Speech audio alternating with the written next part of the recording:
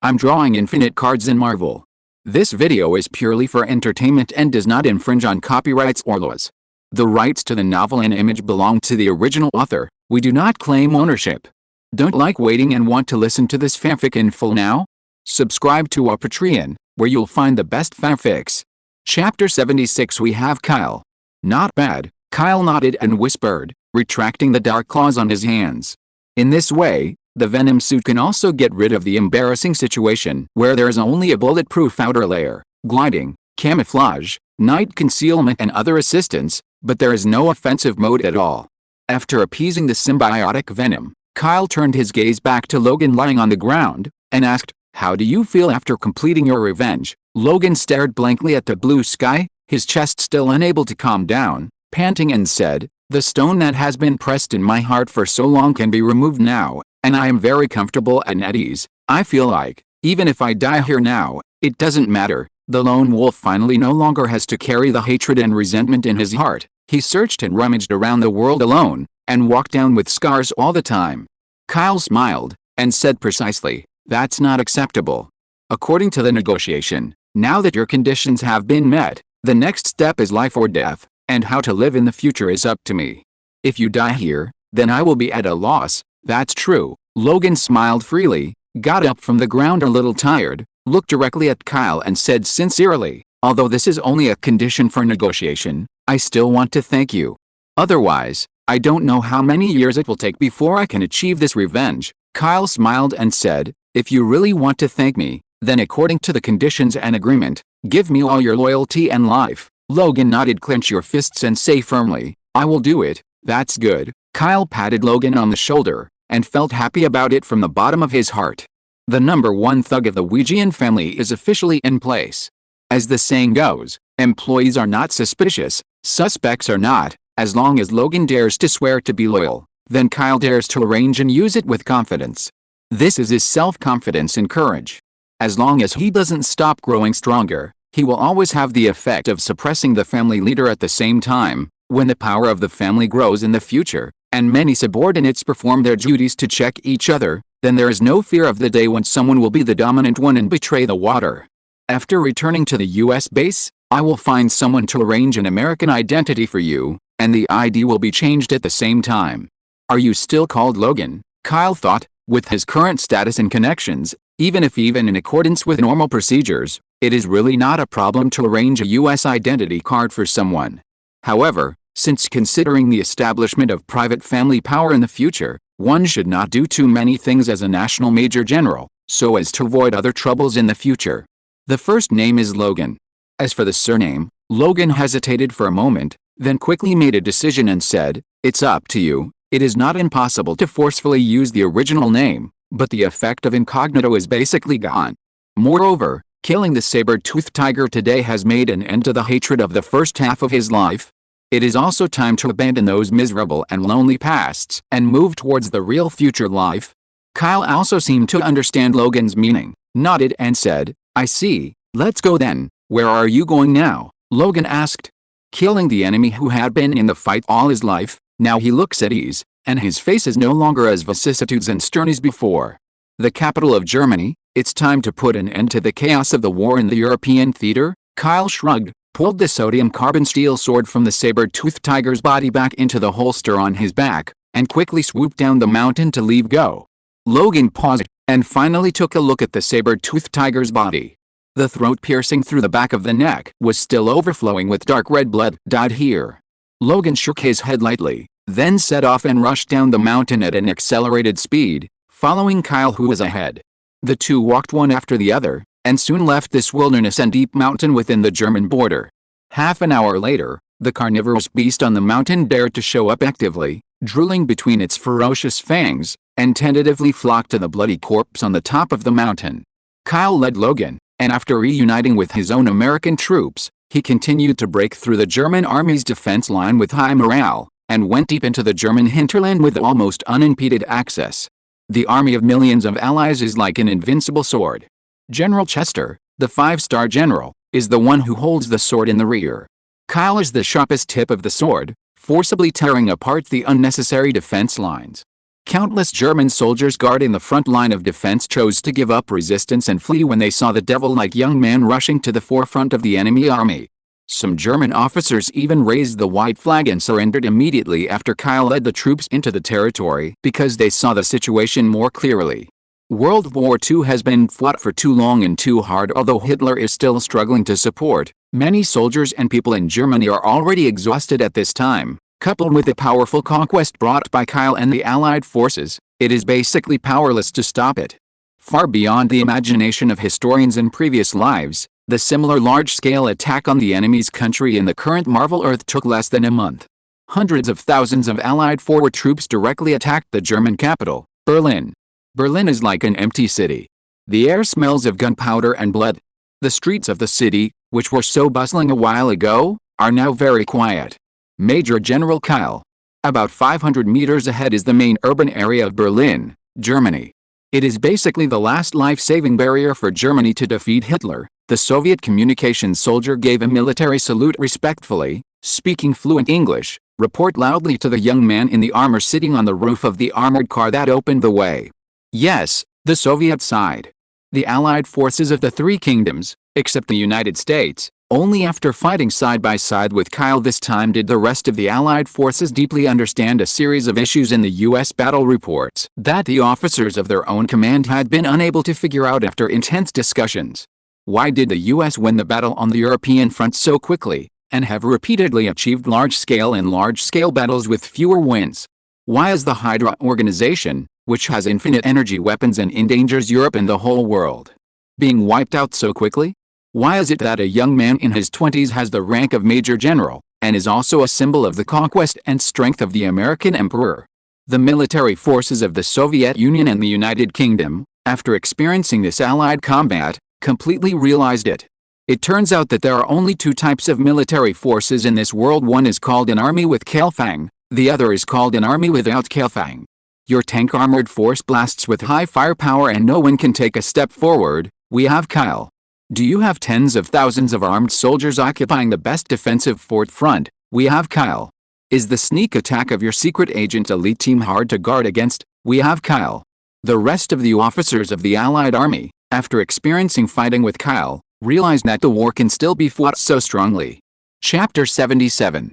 Medicare, a war hero, the youngest Major General, a symbol of national conquest and strength, worthy of the name. This is the impression and summary of most of the Allied forces of other countries, and it also led to the fact that when they invaded German territory and carried out offensive operations deep into the hinterland, even though the returning Kyle did not ask to take over the command of the forward troops, the scouts of the Allied forces and the correspondent still followed the procedure to report. Finally arrived in Berlin, a few days later than expected, Kyle said, jumping off the roof of the front assault armored vehicle, flexing his muscles and bones a little. Fury got out of the armored vehicle and opened the door. He reminded with a tense face, "We have entered the main city of the German capital. Behind the building bunkers hundreds of meters ahead, there should be the last armed army in Berlin standing guard. Would you like me to go over and inspect it?" Logan, who was wearing an American military uniform in the car, said calmly. "No, I'll go and have a look alone." Kyle shrugged. Without waiting for other people to respond, he immediately separated from the tens of thousands of forward soldiers and walked towards the empty and spacious street. The Blue Eagle is patrolling and circling at an altitude of several thousand meters. If there's a bomber or something within the air control range, it will issue an early warning.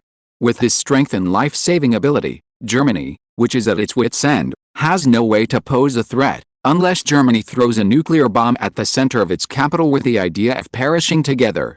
This is unrealistic in any sense, not to mention that there are reports that the Hydra organization stole more than half of the nuclear bomb data from the German research laboratory when it fell out with NASA, so that Germany has not yet researched the nuclear bomb that can affect nuclear weapons of World War situation.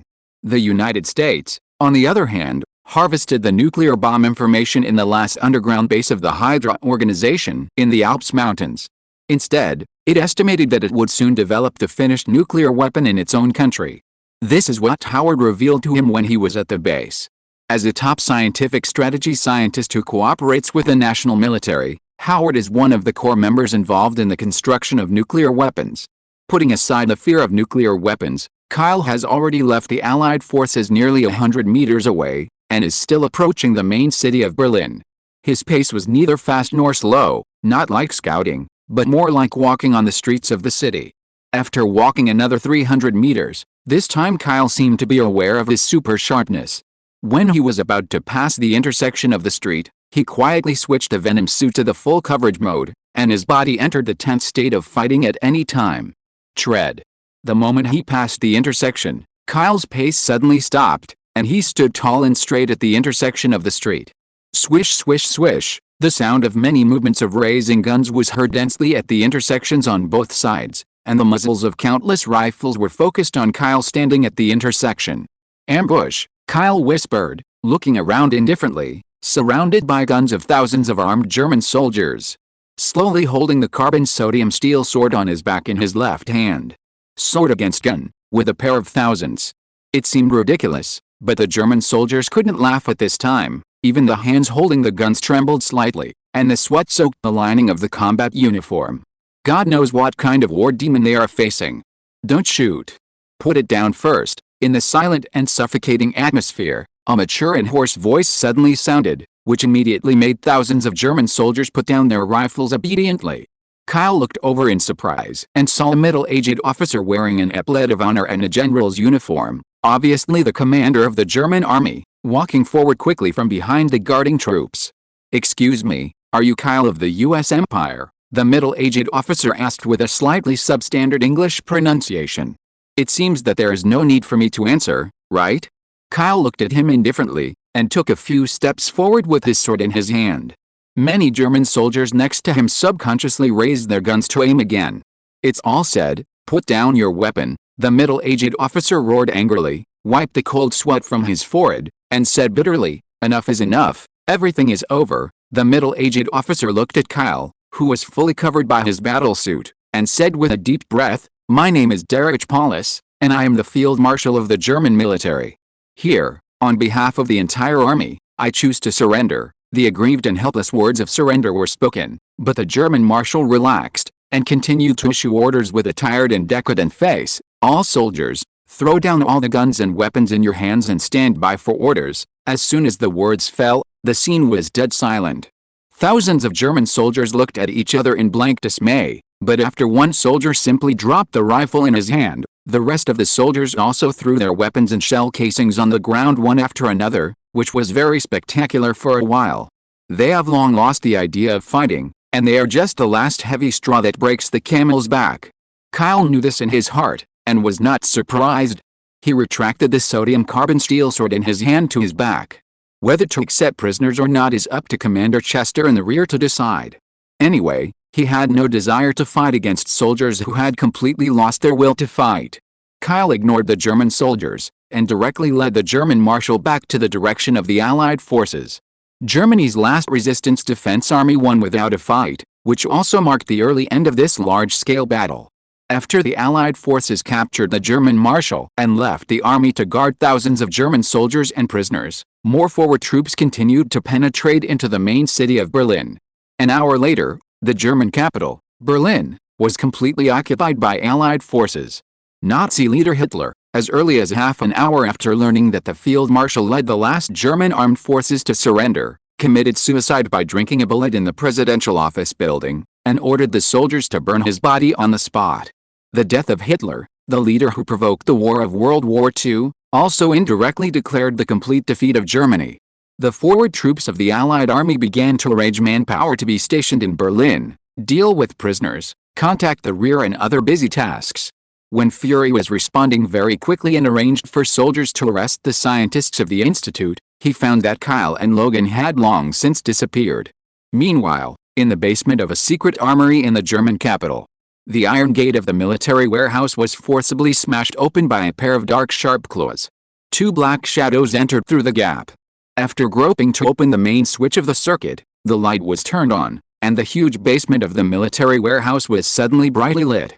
The German marshal really didn't lie. Kyle withdrew his sharp claws, looked at the arsenal with most of the supplies left in front of him, and smiled knowingly. "So much? The two of us can't take much," Logan next to him said.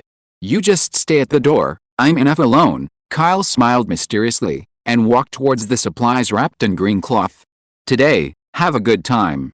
Chapter 78 Armory Treasury.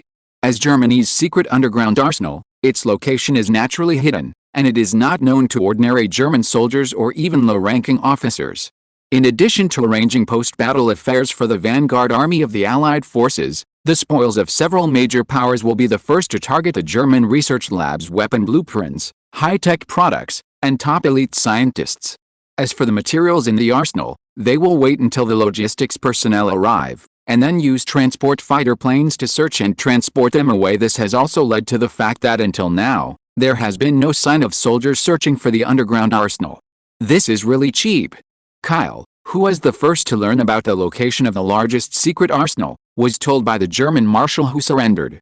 Asking Logan to stand guard at the gate of the arsenal, Kyle did not intend to lift the green cloth for inspection before arriving at the large amount of supplies piled up. There is no need for this. Within a range of 3 meters, even the materials locked in layers of iron boxes will still quickly display the message of the item card: German rifle, Mauser 98K, Mauser pistol. These military supplies, white and green, vary in quality and quantity, but they are all slightly common armed configurations for German soldiers. In this large-scale battle that lasted for more than a month, after killing the soldiers, the intact loot was taken by the way. Kyle's card space still has nearly 1,000 German weapons stored in it. Green item card, it takes a second to draw one. Kyle didn't stop, skipping over the mountains of weapons and equipment, and walked towards another pile of supplies on the side. In the past, they didn't have to choose, but now they have to choose, so naturally they have to draw higher value items first. Camouflage raincoat, sergeant field uniform, squad machine gun. After checking several piles of supplies close to the main entrance, they were basically white and green military supplies and equipment, which disappointed Kyle slightly. Camouflage helmet, natural color helmet made in German stainless steel military style. Green item card. It's green and it's worn on the head. What's the trouble? Kyle shook his head, and went deeper into the arsenal. This time, he just walked up to a pile of supplies, and many item cards with the word gold appeared, which completely stunned him. Gold bars made in Germany, shaped like a cuboid, 25 kilograms. Rare green item card. Gold bricks. Kyle's pupils contracted, because not only in front of him, but within a 3-meter range, there was a 4-meter high material wall, all of which were such item card messages. He quickly set off to confirm that there were several piles of supplies surrounding the arsenal, but unexpectedly found that they were all made of gold, which was very valuable. Gold ring, emerald gem, gold diamond chain. Many similar rare green item cards are stacked together, and at a glance, it is completely impossible to count how many are in stock. Military treasury? I'm afraid it's not the treasury of Germany. Kyle was a little stunned. He had never seen so many gold gems, and he was still in a dream state for a while. Now he understands that the weapons and materials placed at the door of the secret underground arsenal just now are basically deceiving people. What Hitler really wanted to hide was the priceless treasure trove of military supplies. These are all mine. Kyle took a deep breath, suppressed the excitement in his heart, moved his mind slightly, and began to extract the surrounding materials one by one. Start drawing cards. If it is said that the military secretly transports fighter planes and uses power to seek personal gain to transport the inventory here, there is a risk of being traced if the card is directly drawn and taken away. No matter how other countries track it down in the future, it will be difficult to link this matter to Kyle. Nearly 2 hours later, Kyle finally stopped after drawing the last golden ring into card into the card space and drawing it continuously without interruption. The feeling of being very rich is really not bad. Kyle smacked his lips. Before buying 40.00% of the shares of Stark Industries, he can be called rich and not bad. After today, he can really be called it is as rich as an enemy.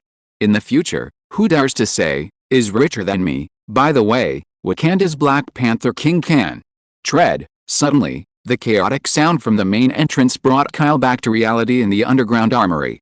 Kyle looked back, but saw that Logan rushed into the interior of the arsenal quickly, and reminded him, there is a Soviet scout soldier approaching here, about 60 meters away. The reaction is really fast. It seems that the spoils in the research room have been divided up. Kyle thought for a while, and said to Logan, leave before they find this place. Prepare high explosive grenades and leave before leaving. Immediately blow up the underground arsenal and clean up the traces of our presence. Okay, Logan nodded obediently. After finishing the arrangements, Kyle looked around at the back half of the arsenal that had been emptied by drawing cards, and was about to step away when he suddenly stopped in his tracks, as if thinking of something. He turned his head and looked at the end of the underground arsenal. A doubt arose in his mind.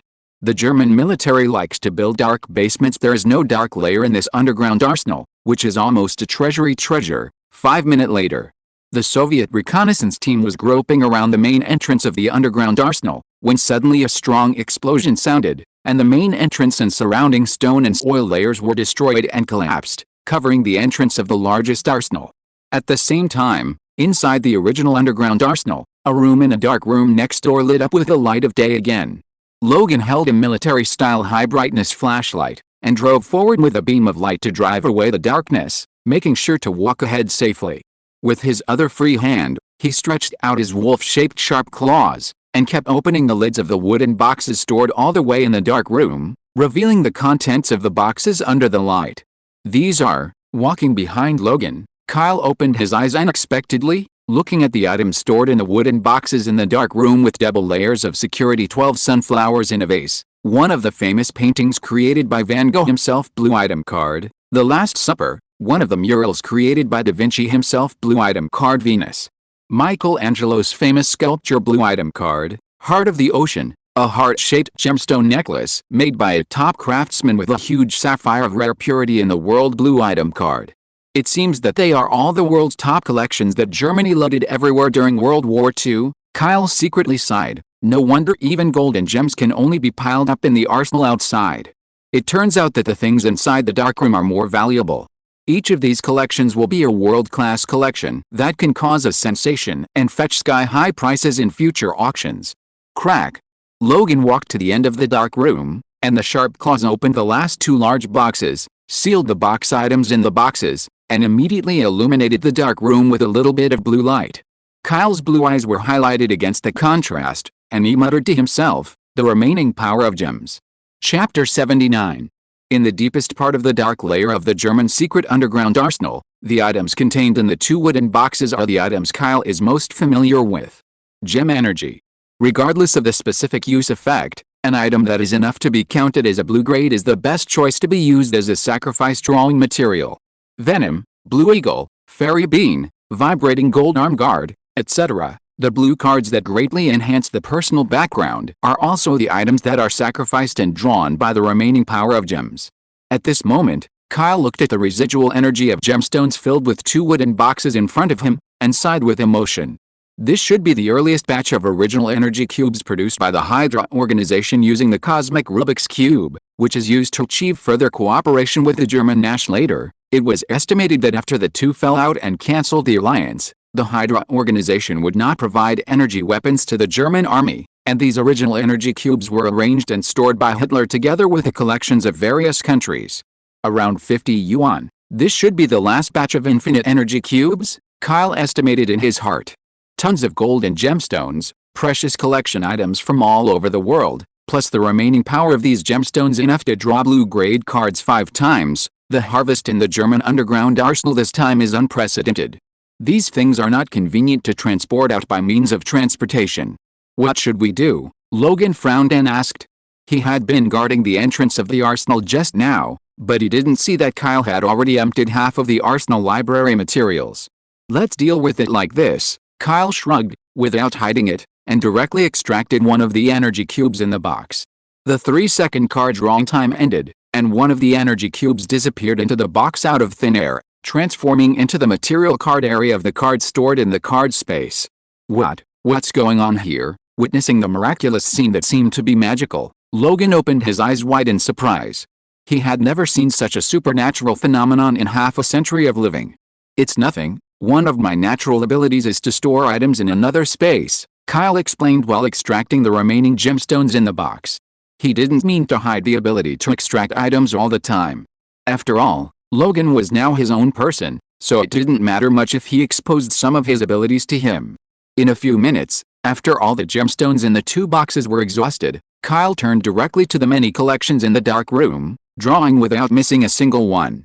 Looking at the huge dark room that was completely emptied soon under Kyle's card drawing ability, Logan finally let out a sigh of emotion. This ability is really convenient. Logan himself is a genetically mutated ability user, and he still has a high degree of acceptance of special abilities. However, recalling the previous sodium carbon steel sword, vibrating gold arm guard, blue eagle monster and venom suit, he still refreshed his understanding of Kyle again.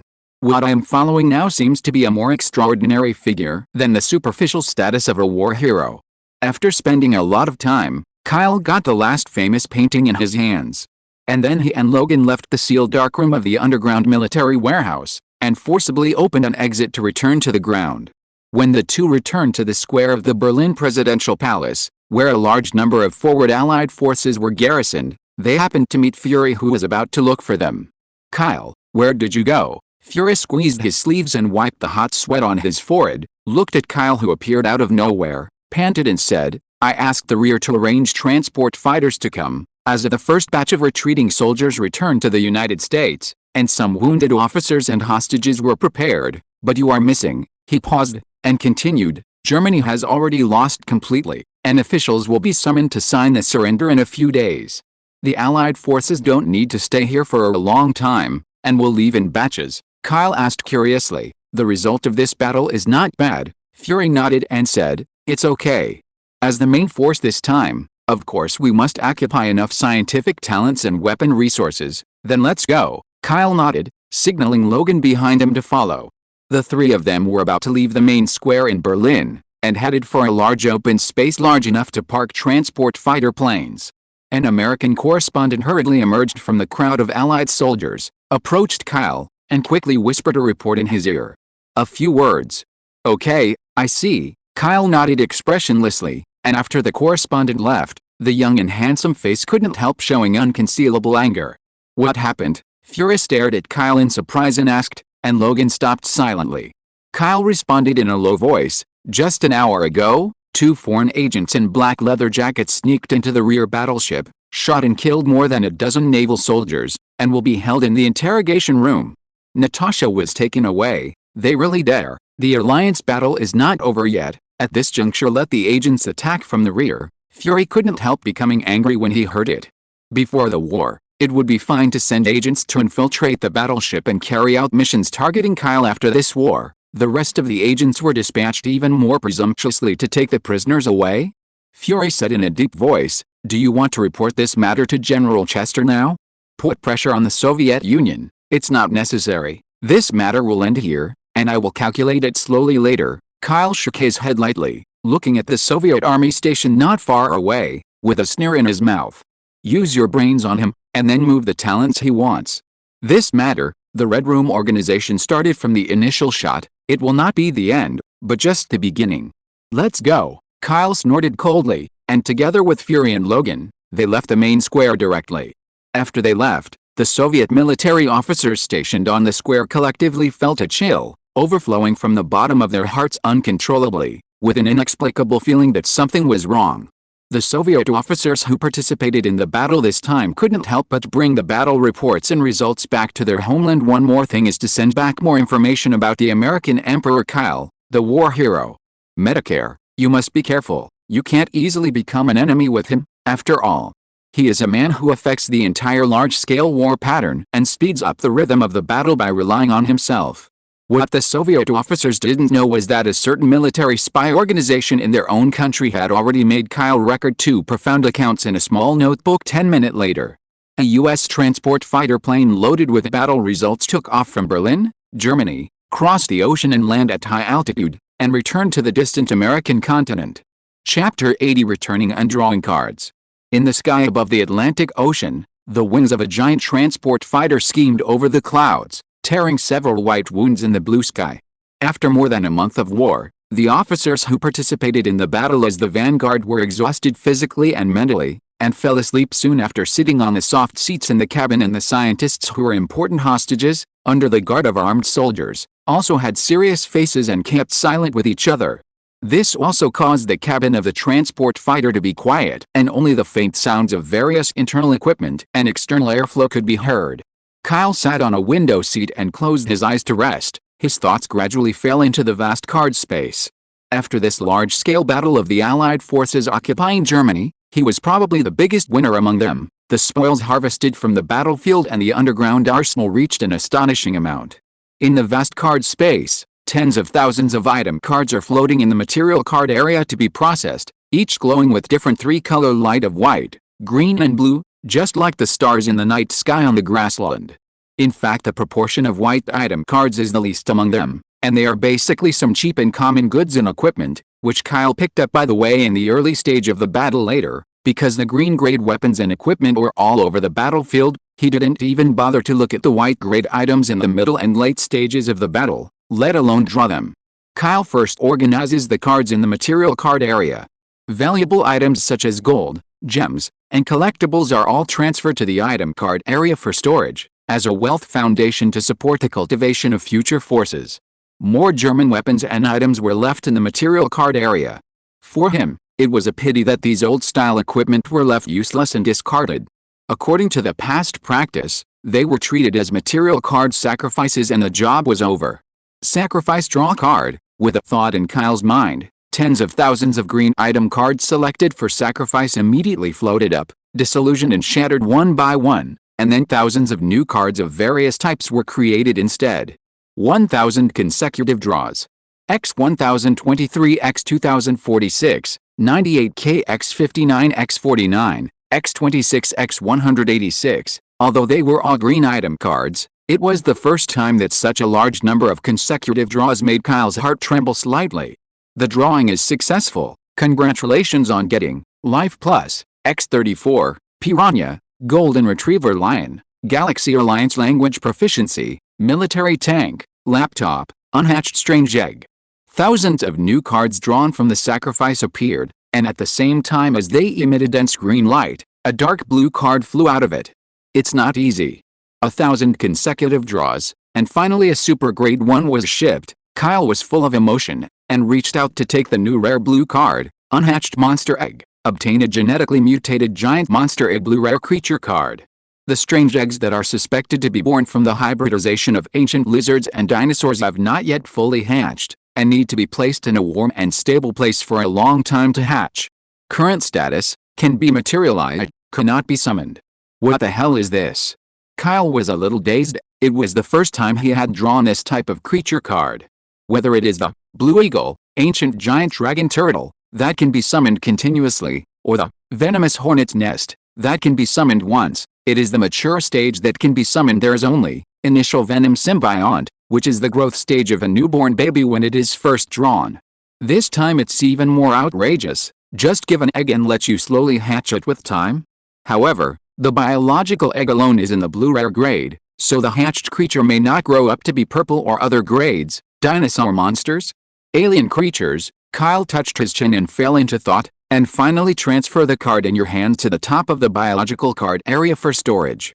Who knows how long it will take for the egg to hatch? It would be ridiculous not to hatch it for a century or two before it breaks. Kyle once again sorted out 1,000 new green cards and divided them into areas such as ability cards, creature cards, item cards, and material cards according to attributes, and then his eyes fell on the 50 blue grade, gem residual energy.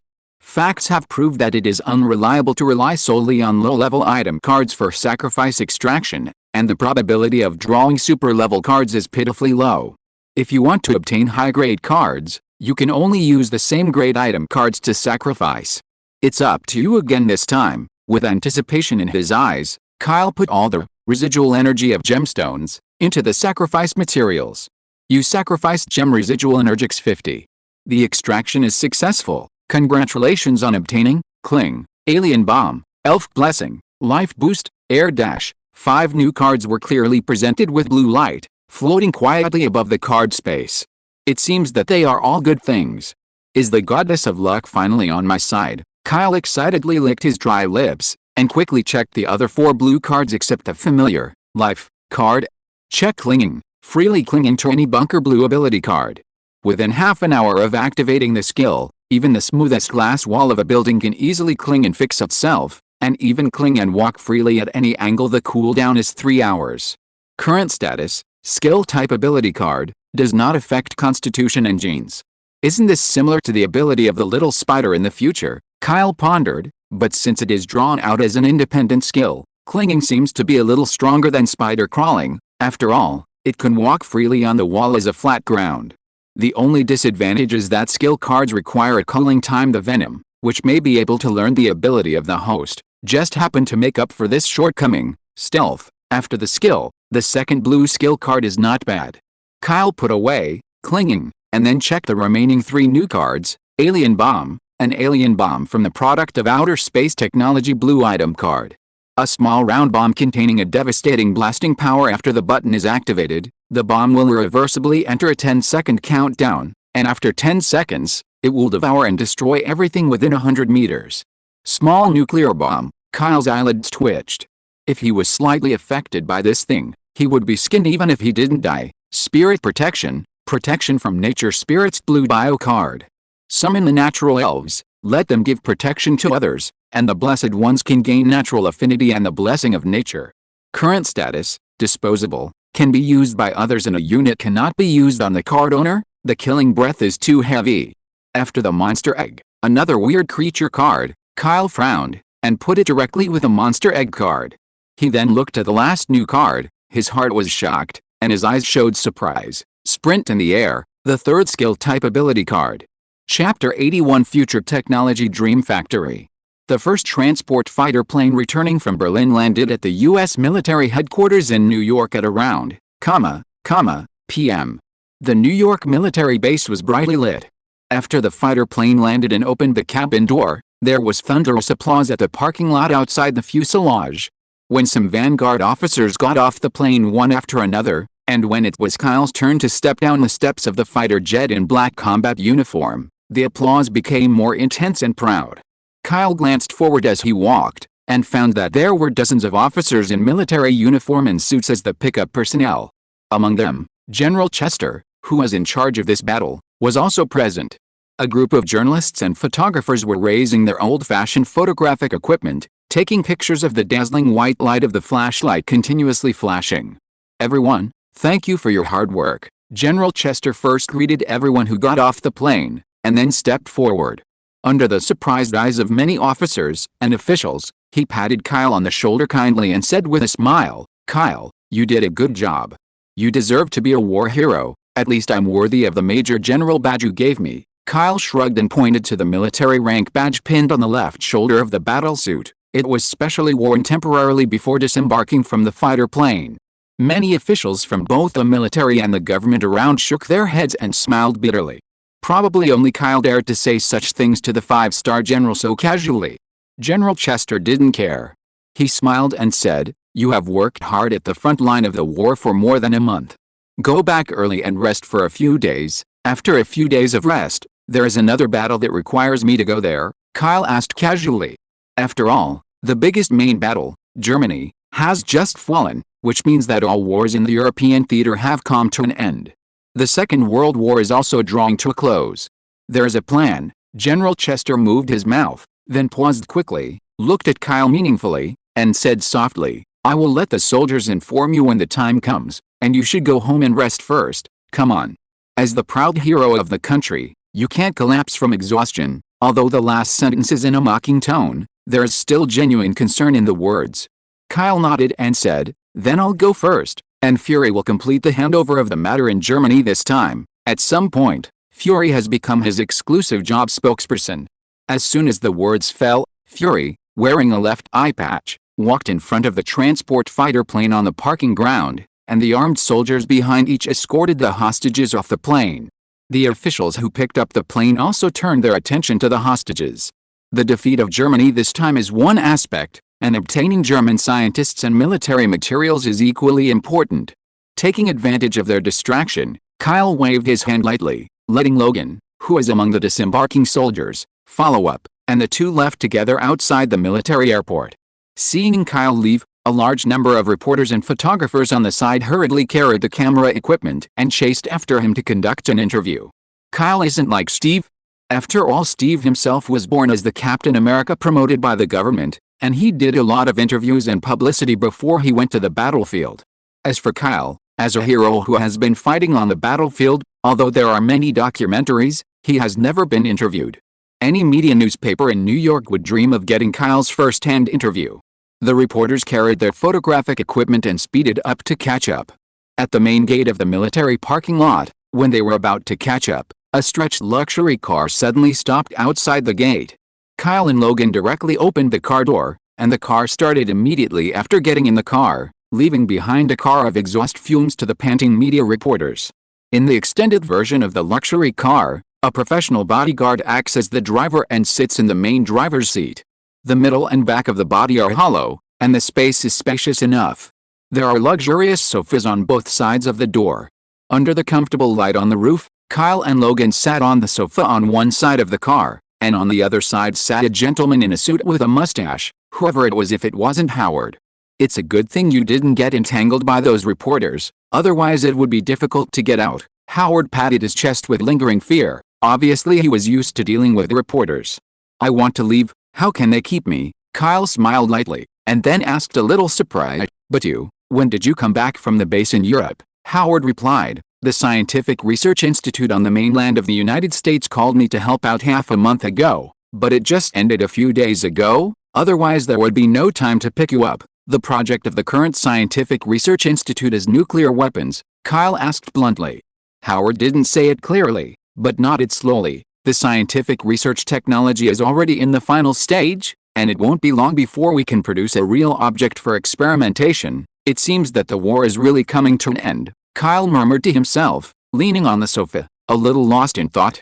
Once the war is over, the arrangement of the private forces will also begin. By the way, who is this one? Why don't you introduce me? Howard looked at Logan, who was sitting next to Kyle and hadn't said a word since getting in the car.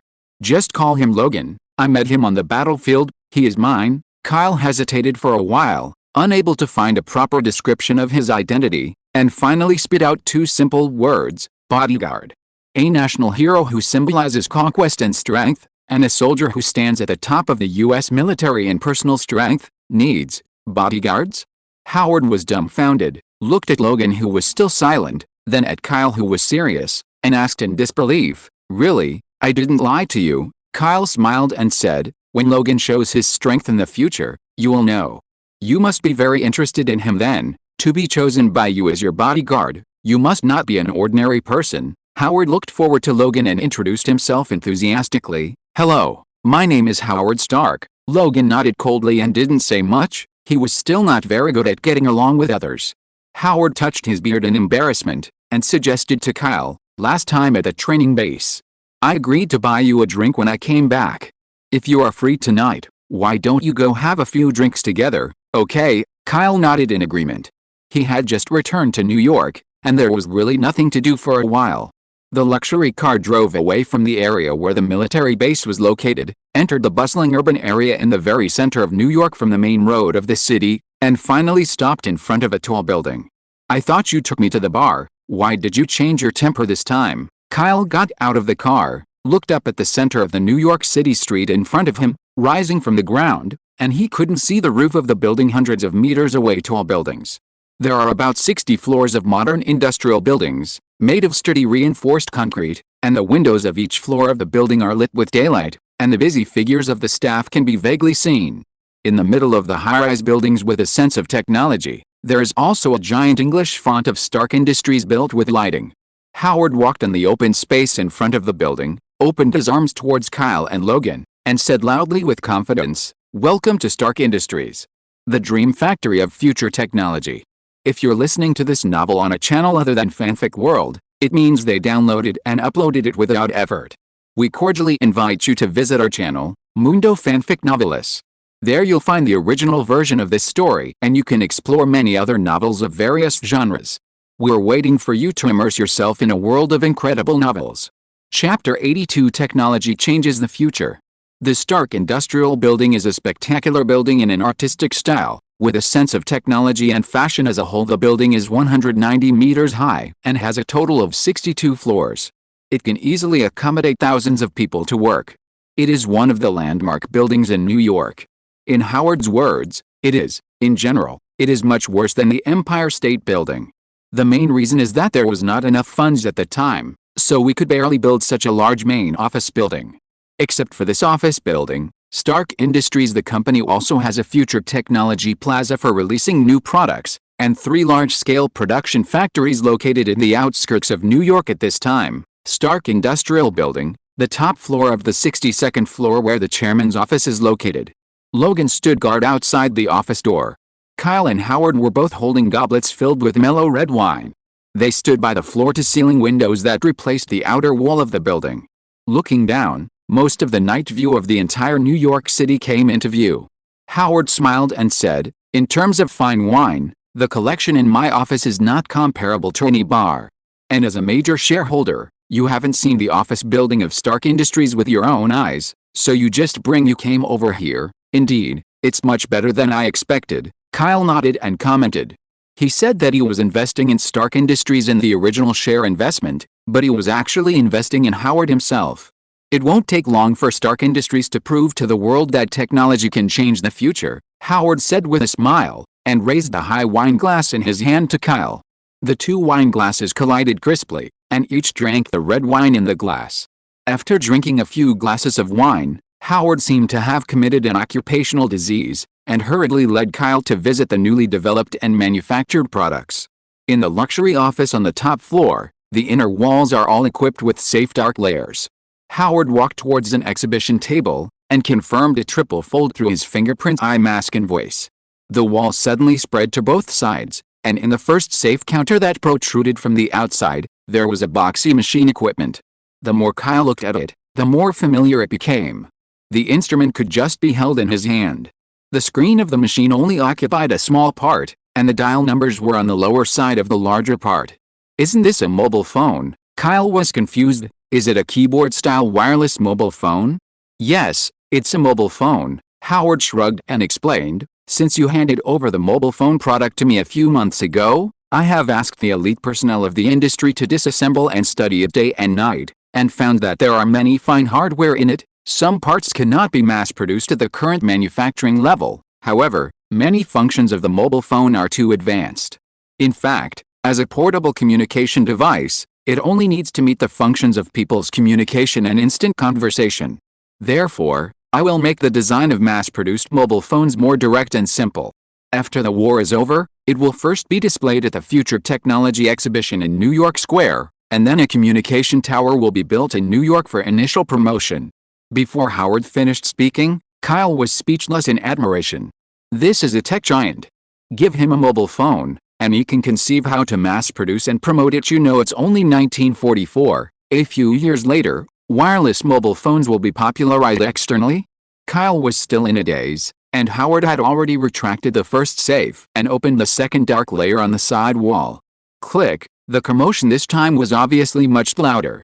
With the white air conditioning gushing out of the dark room, what was pushed out was not a safe, but a huge desktop machine filled with wires, like countless electronic parts exquisitely put together. On the surface, various indicator lights are also constantly flashing, and there is a slight noise during operation. "Howard, you won't tell me, this is a supercomputer, right?" Kyle pulled the corner of his mouth far-fetched. Howard smiled without saying a word, patted his palms, and said to the huge desktop machine, "Jarvis, say hello to Kyle." "Gia, Jarvis?" Before Kyle could react to it, the huge desktop machine made a diddy sound, and then responded with a calm man's voice, "Mr. Howard, welcome back. Mr. Kyle, good evening, welcome to come here as a guest." Kyle's heart was shocked. With his state of mind, he was so shocked that he almost threw the phone out of his hand. "Ha, I scared you." Howard patted Kyle's stiff shoulders and explained, "This is just a supercomputer, but I have equipped it with intelligent voice recognition and greeting commands." "Response procedure. Why did you call him Jarvis?" Kyle asked without hesitation. "Jarvis is the name of the housekeeper in my current residence, which makes me feel very kind and at ease." Howard looked at the supercomputer in front of him, full of expectation, and said in a deep voice, "I use the computer mainframe you gave me in intelligent chips to create the world's first supercomputer with a semi-intelligent program, and give it the name Jarvis. It is also hoped that one day, it can not only rely on the system's instruction program, but truly act as an effective computer. The artificial intelligence life of thinking is separated from these hardware devices, so that's the case." Kyle breathed a sigh of relief, and fell silent for a while. Is this wrong, or are both father and son printed out of the same mold? Jarvis, as the artificial intelligence of the future 21st century, Iron Man's personal butler, was actually created by his father in the most primitive state in advance. Maybe we don't have to wait until the 21st century for the artificial intelligence Jarvis to be fully born. Thinking of this, Kyle was both excited and a little worried. He thought that he himself was already the biggest butterfly effect in the Marvel world. Unexpectedly, the 2 green item cards that were drawn, after the deal with Howard, would bring even greater potential changes to the future of the world. Technology, primary productivity, subvert the world with your heart. That's right, Howard seemed to remember something, took the supercomputer Jarvis back to the dark room, and walked towards the 3rd dark wall to operate the access control. What else? Please be sure to show it once. I can't stand it, Kyle panted slightly. This is different from the 2 real objects just now. Although it has been researched, it is completely useless now. After Howard finished speaking, the 3rd dark wall just pushed out the safe. And there was only a pencil drawing of the design. This is, Kyle picked up the blueprint in surprise. Since it can be placed in the 3rd dark room, it proves that its value is not inferior to that of the semi-finished Jarvis. This is more than a month ago. I conducted in-depth research on the Rubik's Cube, and finally deduced a new element structure that is not on the chemical element list.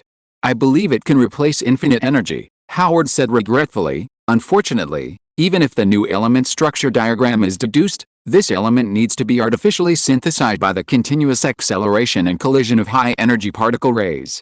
With the current technology, it is still impossible to completely manufacture the finished product. Chapter 83.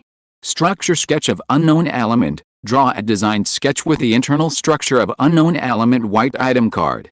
Kyle lowered his head, looked at the elemental structure diagram that had been heavily drawn with a pencil in his hand, and couldn't help but fell into long thought.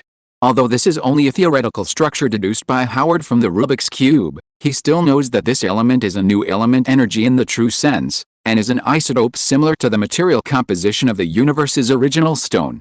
The main core energy of the Iron Man suit in the future is replaced by this kind of artificially synthesized elemental energy crystal. A small element crystal that stores the base core can support the continuous combat consumption of the high-tech steel suit. Laser strike, jet flight, Jarvis artificial intelligence system, etc. What level of technology do you have to reach before you can try to artificially synthesize this new element? I mean, what are the current technological barriers to synthesizing this new element? Kyle put down the design in his hand and looked straight at it rigorously. Howard beside him asked. If it can be artificially synthesized and mass-produced on a large scale, the crystallization of this new elemental energy can replace the energy cube with the remaining energy of gemstones. There is no doubt that it can be used as the supply material for the blue rank sacrifice drawing card. The special materials for the construction of the acceleration pipeline, as well as the instruments and equipment that can emit stable high-energy particle rays. These are the predicaments that have not been solved so far at the frontier of science, and they cannot be easily broken through in the past few years, Howard said helplessly. Tan Xiao said in a joking tone, to be honest, I am planning to put away this elemental structure diagram, and let my descendants slowly complete it in the future. You don't have any children yet, Kyle complained, and Howard stared at him while blowing his mustache, and said angrily, tonight I'm going to ask a few young girls with great figures to make people. Poor Tony. Kyle couldn't help but laugh.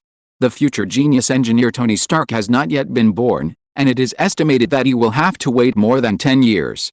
However, even if Tony was born ahead of schedule, with the limitations of technology in the current era, it is indeed impossible to artificially synthesize this new element with infinite possibilities. I really have to wait for more than half a century before trying to make it. Kyle was a little unwilling. The element structure diagram in front of him was clearly a treasure map, but there was no corresponding key to open and dig it. The degree of randomness of the sacrifice card drawing is too high, and it is impossible to draw out a specific item.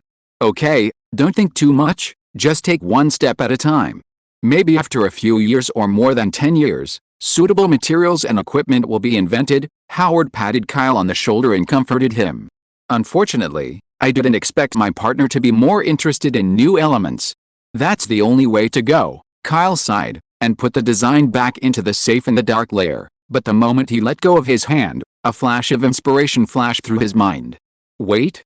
Short of special materials, the limitations of current technology? Kyle's eyes lit up slightly, and he seemed to have forgotten a place. He smiled and said, Howard, I suddenly remembered a place that should have special materials that can create this new element, as well as a sufficient level of science. Where? Howard was stunned when he heard it, and said hesitantly, "It can't be the outer space of the Earth. It's in a certain corner of the Earth, but it's isolated from the world. The outside world can't see the inner information, and ordinary people can't easily step into that territory." Kyle shrugged and said, "That is a place blessed by the heavens. Not to mention a rare metal mine as a rotten street material. The level of science and technology is definitely ahead of the Earth for decades." Having seen the cross-century scientific products provided by Kyle, Howard naturally believed his words, and asked with great interest, "Then how do we get there? If there are materials and sufficiently advanced radiation instruments, I am sure to create new elements. No hurry, if you want to go in there, you need to spend some time to arrange the preparations." Kyle bought it off. The science and technology there is advanced, but the rules and legal system are too primitive and barbaric, and now they are full of deep-rooted rejection of human beings from the outside world. He couldn't guarantee whether he and Howard would be directly besieged by the locals if he and Howard rushed into that place rashly. "Let's talk about everything after the war is over. With military affairs in hand, I can't spare too much time for private actions." Kyle said that in his current status as a major general, it is too eye-catching to go abroad for no reason. The matter of synthesizing new elements will come to an end. After reading the research results, Kyle and Howard sat back on the sofa by the window in the office and continued to taste the unfinished bottle of red wine. "I almost forgot, I have something to ask you." Kyle thought of Logan outside the door, and asked Howard, "The Logan you saw just now? He was originally a Canadian, and now he came to the United States with me. Here, I hope you can arrange an American identity for him." Howard nodded bluntly and agreed, "It's easy. Just give me your full name and age, and I'll find someone to deal with it tomorrow." "The name is Logan Carl." Kyle announced the full name he had thought of long ago, hesitated, and muttered, "As for the actual age, it is estimated to be in the 60s. Howard was sipping a sip of red wine in a gentlemanly manner, and choked in shock when he heard Logan's age. He quickly took out a handkerchief from his pocket and wiped his wet trousers, and said in surprise, "In his 60s, that bodyguard you just now?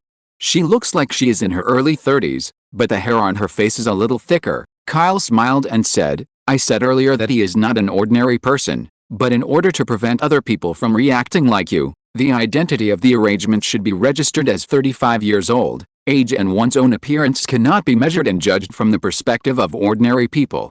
The aging speed of his super soldier physique itself is 4 times slower than that of ordinary people, plus the vitality and super healing of the self-healing factor, and some life-saving cards that increase the natural lifespan are superimposed.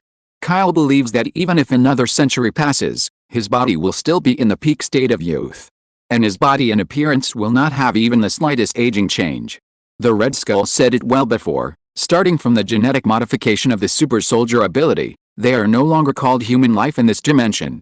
Since the future is not willing to succumb to the snapping fingers of Thanos' infinite gloves, and life is not willing to be dominated by the high-dimensional race, even if it is a god, Kyle chooses to embark on the road of becoming stronger called evolution, and is determined not to look back all the way in the end. Chapter 84 Boss. "Logan, come in." "Okay, boss." Logan, who was at the elevator entrance outside the office door, acted swiftly. After keenly hearing Kyle's greeting, he immediately opened the door and walked into the top-floor office. "Boss?" Kyle, who was sitting on the soft sofa, was taken aback for a moment, and soon realized that he used Logan as his bodyguard in the car before, so he was the boss. He coughed, turned his palms to Howard, and said to Logan, who was standing in front of him, "Howard is the founder of Stark Industries. Tomorrow morning, he will arrange for you an American citizen. His full name is Logan Carr. Do you have any comments?" "No problem," Logan nodded. As long as he changed his name, it made no difference to him. "Howard, from now on, Logan will be here in New York, and it will be up to you to take care of him," Kyle said, obviously intending to keep Logan in New York to arrange follow-up matters. "I have a hunch that the two of us will definitely become friends in the future," Howard said with a gentle smile, as a gesture of goodwill to Logan. Although Logan didn't answer the conversation this time, he wasn't so unkind, and his cold face softened many nodding responses. Howard took out a check from his suit pocket, put it on the low glass table, and continued, "This is the last 2 months. Your dividends from shares in Stark Industries, totaling $20 US, are now paid by bank check. Pass it on to you, $20 US. Now you can easily buy a high-rise building in the center of New York." Kyle's face was calm, and Logan also took a step forward without any emotional fluctuations, and took the check for him. After all, both of them were men who emptied the German treasury. When the wealth on one's body reaches a high level, it is really just a bunch of astronomical figures, which cannot cause any psychological waves. However, the bank check provided by Howard is a real source of funds, which makes it unnecessary for Kyle to circulate and sell those gold gems in the card space through underground channels. Howard went on to say, "The last time you were in the training base, you mentioned the matter of developing islands and building fortresses. After I returned to New York, I found a very high-level professional engineering construction company. When the Second World War is completely over, those who can go to sea immediately start working." He is very concerned about the things that Kyle mentioned before, and he regards it as the same level of work as research and development of new products. "That's really great." Kyle immediately toasted Howard a few glasses happily, even more excited than the $20 he got. The development and construction of the fortress on the island is the foundation and future of private forces. Kyle patted Howard's thin shoulders with controlled strength, and said excitedly, "The gravity magnet equipment you gave me also gave me an idea. After that, the fortress built on the island must have a gravity room. Freely adjust several times the gravity in the booster. It would be great if it can be more than 10 times. Gravity room? It sounds good for exercise, but 10 times is too scary. Even if you go inside, you will be crushed by yourself, and the anti-gravity device can't reach such a high value." Howard smiled bitterly. Immediately the correction that gave specific suggestions said, "With the current anti-gravity device, the positive and negative gravity fields are superimposed on the floor and ceiling of the room separately, which should allow the maximum gravity in the room to be superimposed to 5 times. The gravity room with 5 times the gravity is barely okay." Kyle nodded and commented, "For him, it may take some time to adapt to the 5 times the gravity, but if it is used to cultivate personnel with super agent physique, it is completely enough. It's not just a gravity room. You want to do a better job, then configure a supercomputer, equipped with intelligent system management, voice control." Howard extended the topic. Kyle immediately picked up and said, "The intelligent system is not enough. At least ensure the integration of the whole island with the fortress. Intelligent detection can cover the whole island, and accurately target the point." While drinking fine wine, the two had a heated discussion about the idea of building the fortress, which was in line with the current situation. Logan, who was standing next to him, didn't know what was going on. These two people are not ordinary people. One is a traveler who has received various information bombardments from another world in his previous life, and the other is an engineer with top science and technology and a super brain in this Marvel world. When the two talk to each other, they can basically understand what the other party means, and use this to derive upgrades, repair gaps, and expand in detail. Mainly Kyle is responsible for opening up the brain hole and triggering ideas, and Howard is responsible for the repair and realization of professional theories.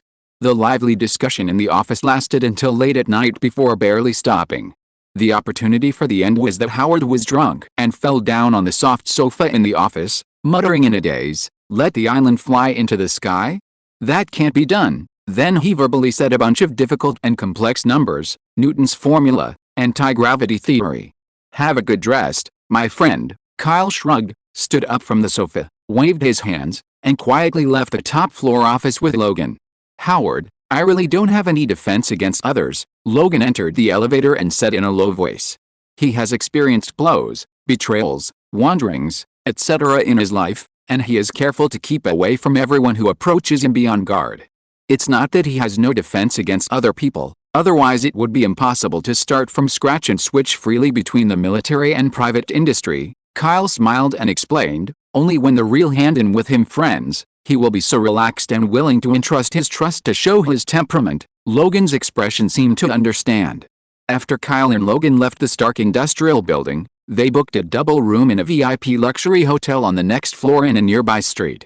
After washing in their respective rooms, they changed into casual and comfortable clothes, and then stood together on the open-air balcony, overlooking the brightly lit night scene. "Logan, I took you to see Howard just now, and you should know my intentions," Kyle said against the evening wind, looking sideways at the silent Logan beside him.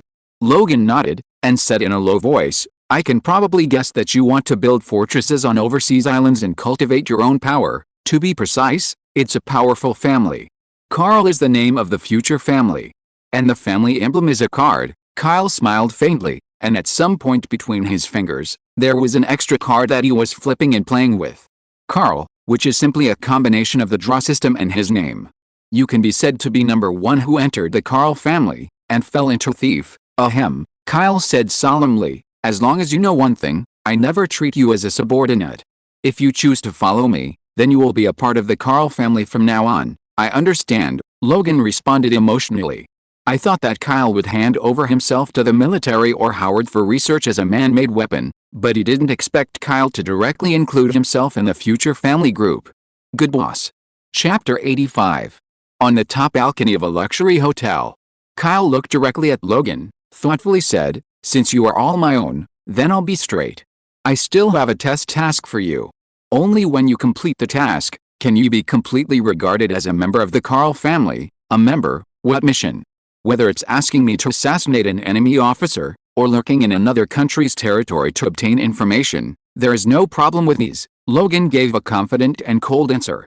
The task is very simple, Kyle said softly with a little playfulness in his eyes. I will provide you with enough funds, and you will rent a large manor villa in the outskirts of New York by yourself. In name, choose 10 children aged 8 to 10 from any orphanage in the United States to adopt, no matter male or female, as long as they are healthy. Adopt 10 children, me. Logan opened his mouth wide, looking at Kyle with a serious face in a daze. Kyle nodded and said, that's right. It's still in the war period, and there are so many orphans who have lost their relatives in the orphanage that they can't live in it. If you buy the dean, let alone adopting 10 children, even if you adopt 20 children, it is definitely not enough. Difficult. At that time, you can ask Howard to help you hire a few nannies to cook 3 meals a day, and clean the manor, and it will be over. The problem is not this. How can I adopt a child? Logan shook his head, his scalp was a little numb, and pointed to his cold and vicissitudes of face. Take a look at this wicked face, then look at this figure and ability. I am a combat-type talent by my standards. Why should I accept a nanny-type task? Kyle asked back, why do you think you can't do it? I can only kill and fight, but I don't know how to take care of children. You can change to a test task. Logan's attitude is very firm. He is a lone wolf who always hides sharp claws. How can he use his hands to teach those little ones? Logan, if you do this, won't you become the same as before? Kyle smiled and said, you have lived alone for so many years, carrying hatred and evil thoughts, burning, killing, looting, intrigue, killing and stealing, and finally licking the wound at night. When you killed the saber-toothed tiger in Germany, didn't you say that you wanted to put aside the lonely and miserable life before and go back to your true self? If you don't even dare to take up this task, you want to continue to close your heart and deal with others like this, keep going, then you will never be able to change back to your original self, but will gradually become the second saber-toothed tiger. After hearing this, Logan was shocked, his brows were tightened, his hands were clasped on the iron balcony fence, and he didn't know what he was thinking. After a few minutes of silence, he let go and said, I understand, I accept this test task. That's good. Kyle breathed a sigh of relief. It was really not easy to persuade Logan to agree to the task of raising children. Since this test task can try to alleviate Logan's current excessive defensiveness towards others, it can also lay the foundation for the future force's subordinates earlier, which can be said to kill 2 birds with 1 stone. And, who said Uncle Wolf doesn't have a hidden nanny talent? Logan said with a slight sigh, although I can't guarantee that I can do it well, I will try my best, don't worry. As the owner of the manor, you just let the adopted children live in it. There are nannies and cleaners in daily life. In terms of study, you can ask Howard to ask another professional tutor to give cultural lessons. As for fighting skills, I'll talk about it later. Kyle comforted that he only had 1 super agent ability card, and he couldn't give it to enough people for a while. Without the ability to be a super agent, it would be impossible to continuously draw cards and give others blue abilities. For many things, we still have to wait for the end of World War II before planning and acting. 1 night passed. After the 2 rested in their respective rooms, they did not meet again and parted ways in the morning. Logan rushed to the Stark Industrial Building alone, received the ID card that Howard arranged for him to change, and went to explore and perform the test task agreed last night. Kyle thought about the rare return to New York City during the war. Since General Chester hadn't sent soldiers to notify the order, he happened to be free to see how Lucy, who was temporarily staying at his home, was doing. Stepping on leather shoes and pacing the bustling modern streets, Kyle also used the symbiotic venom to slightly camouflage his appearance, wearing a brand new gentleman suit, a big round hat that casts a shadow, and a pair of sunglasses. In this way, he was in the crowd on the promenade, and no one found his identity. In fact, even if you see it and feel familiar, no one can believe that the war hero you saw on the screen in the screening room and in various newspapers will suddenly pass by in front of your eyes like a gentleman. Major General Kyle led more than 200 million Allied troops to completely capture Germany and arrived at the U.S. military base last night. From time to time, children selling newspapers ran back and forth on the pedestrian street, and the propaganda yelling passing by made Kyle lower the brim of his hat. If he was recognized on the street, he would probably have to use his climbing ability to escape to a nearby building. Kyle secretly sighed. As the first superhero's fame, it is not clear whether it is a good thing or a bad thing. However, from the small training of soldiers to today's step, the starting point has never been just for others. With great power comes great responsibility. Be yourself first, grasp your own life and destiny. So, he was never really a superhero. Walking on the bustling and noisy streets, Kyle suddenly stopped, keenly aware of something wrong with the surrounding environment. All kinds of passers-by around him still hurried past, but they seemed to reflect a projected three-dimensional image, without any vitality. The shouts of children selling newspapers, the sound of cars driving and horns, and the trivial chats of pedestrians, these sounds are like layers of space diaphragms, unable to convey their own location. Soon, even their figures disappeared in a blur. In the United States, the American continent, and even the entire Earth, Kyle was left alone, standing quietly on the deserted streets of New York. Magic, Kyle muttered to himself, as if switching to another uninhabited space. This sudden strange scene did not make him panic. There is no point in panic. The more you are in an uncontrollable predicament, the more you need to calmly think about it. As expected of the youngest major general since the founding of the U.S. Empire, a neutral female voice without any emotion came from behind lightly. Kyle turned around calmly, and saw a young woman in a plain white robe with a bald head speaking. General Kyle. Allow me to briefly introduce myself. My name is Ancient One and I am a mage, the woman spoke. Chapter 86 Ancient One Mage. On the dead and empty streets of New York, the two were separated by a distance of about 10 meters, and they looked at each other slightly with their eyes. Ancient One? After hearing the young woman's self-introduction, Kyle remained stern and expressionless, but there was already a storm in his heart. His body muscles tensed up uncontrollably, and he entered an unprecedented state of high vigilance. Ancient One Mage, the strongest man in Marvel Earth at this stage, an old woman who has lived for hundreds of years, the supreme mage who preached into the truth of cosmic magic. Almost instinctively, the symbiotic venom on Kyle's body is also extremely fearful. The suit, hat, sunglasses, etc. are changed together, and the black silk liquid is distorted and transformed into a full-covered night suit, killing and feral iron and blood. Guy smiled at the corner of his mouth, looked at Kyle who had entered the battle mode, and said softly as if to comfort him, General Kyle, I have no malicious intentions. What did you do? Where's this place? Kyle asked coldly, looking around at the real and fake street buildings. This is just the mirror dimension of the Earth's space, just like a person looking into a mirror, the mirror world inside the mirror, Guy explained. Switching the dimension of space, this, Kyle frowned. Although he knew that the Ancient One Mage could control time and space with magic, only by experiencing it himself could he understand how terrifying it is. This is the first time that he has lost his active control over the situation. It is neither fleeing nor fighting, and he can only wait for the other party to express his intentions and intentions. After all, people who have not mastered the corresponding magical ability will not be able to escape back to the real dimensional world, even if they escape to the end of the mirror world. And fighting with the Ancient One, Kyle believed that some high-dimensional races who claimed to be gods came, and they were directly beaten down by the woman in front of them every minute. Earth's strongest guardian, do you think it's a joke? I don't know what's the matter with Master Gu. You're looking for me. Kyle took a deep breath, suppressing the strong uneasiness in his heart as if he was facing a big enemy. I've wanted to see you for a long time. I just knew that you are free today, so I came here directly, Gu whispered softly, and there seemed to be a little magic power in his unheard words, which inexplicably eliminated the vigilance and anxiety in others' hearts disturbed. See me? Kyle was stunned for a moment. When did he attract the old woman's attention? Guyi stared at him and asked with a smile, "What did you do to the cosmic Rubik's Cube?" Cosmic Rubik's Cube. Kyle was a little surprised, thinking about the answer. "I don't know what the mage said. Is it the Rubik's Cube that the Hydra organization uses to create infinite energy? After I fished the Rubik's Cube from the bottom of the battlefield, it was directly transferred back to the military base, and it should now be in the research room of the US military base. Then have you ever seen something similar? Mainly gemstones inlaid inside," Guyi said. His left hand was still placed on his back, his right palm was raised and turned upwards, and a necklace of gemstones appeared on his palm out of thin air. The necklace hangs down from the slender palm, and at the bottom is a metal eye-shaped pendant. The eyeball is inlaid with an emerald, which glows with a faint green light. "What is this?" "A mage's magic weapon." "It actually glows?" Kyle asked calmly.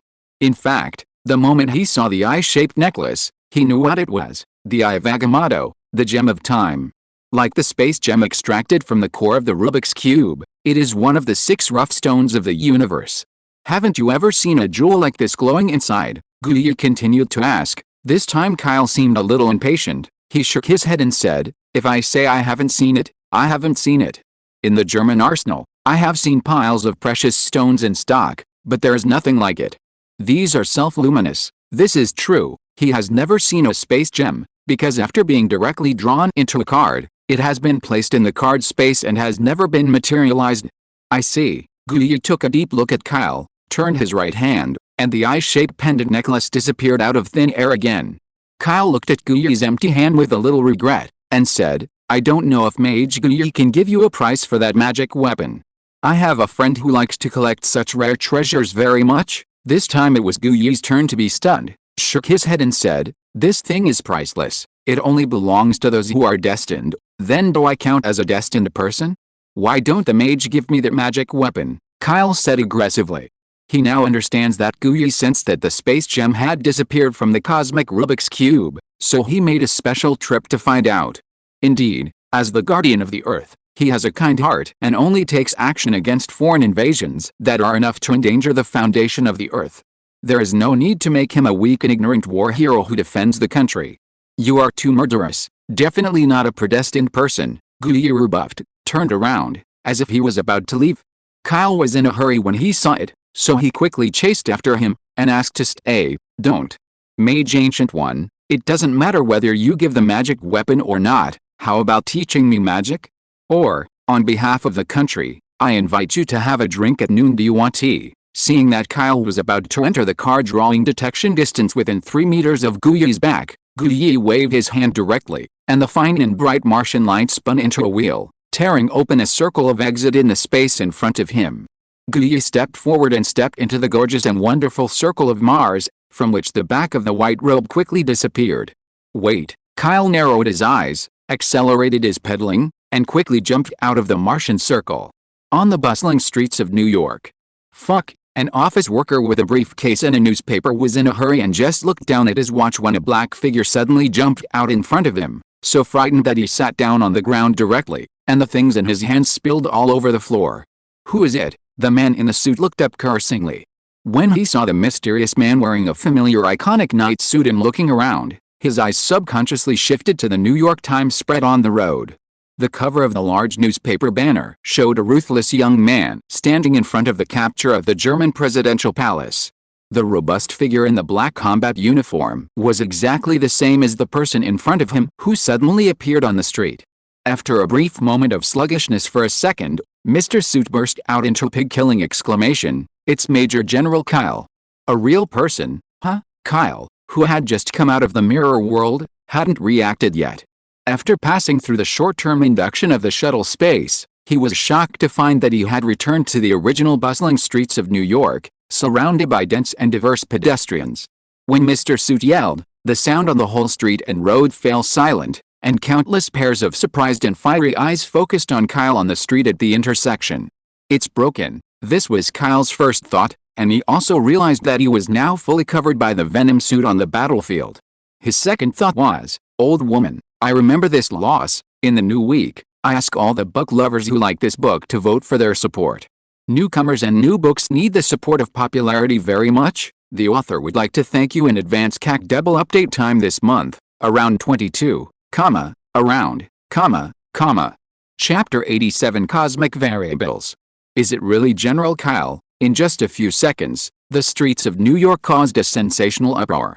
The passers-by around Kyle, men, women, young and old, immediately moved forward excitedly after seeing him, and soon formed an exaggerated wave of people, moving forward wave after wave crazily. Damn Guyi, the location of the exit can't be more low-key. Kyle gritted his teeth. Without any hesitation, he rushed directly to the commercial building next to him, and leaped with a super strong jumping ability, directly onto the commercial building. Signboard on the second floor, climbing, skill activated. He stepped directly towards the upper wall, and the soles of his feet seemed to be covered with a layer of faint black light with strong adsorption force. After stepping, he was firmly fixed on the wall of the building, so that he could walk on the wall like walking on flat ground. A few simple jumps and sprints, a set of retreat and escape movements are smooth and flowing. In less than 3 seconds, Kyle successfully climbed up the 10-meter-high compartment of the commercial building, and quickly disappeared under the cover of the wall. Only the crossroads streets below the commercial buildings were jammed with people and vehicles, and countless fanatical shouts resounded in the sky of New York City.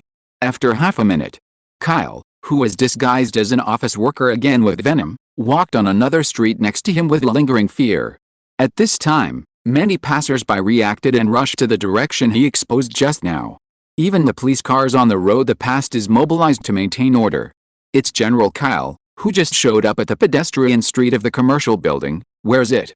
I want General Kyle's autograph. Go away. General Kyle is mine. General Kyle moved too fast. I heard that he climbed up to a 10-meter-high floor and ran away. Did you hear me wrong?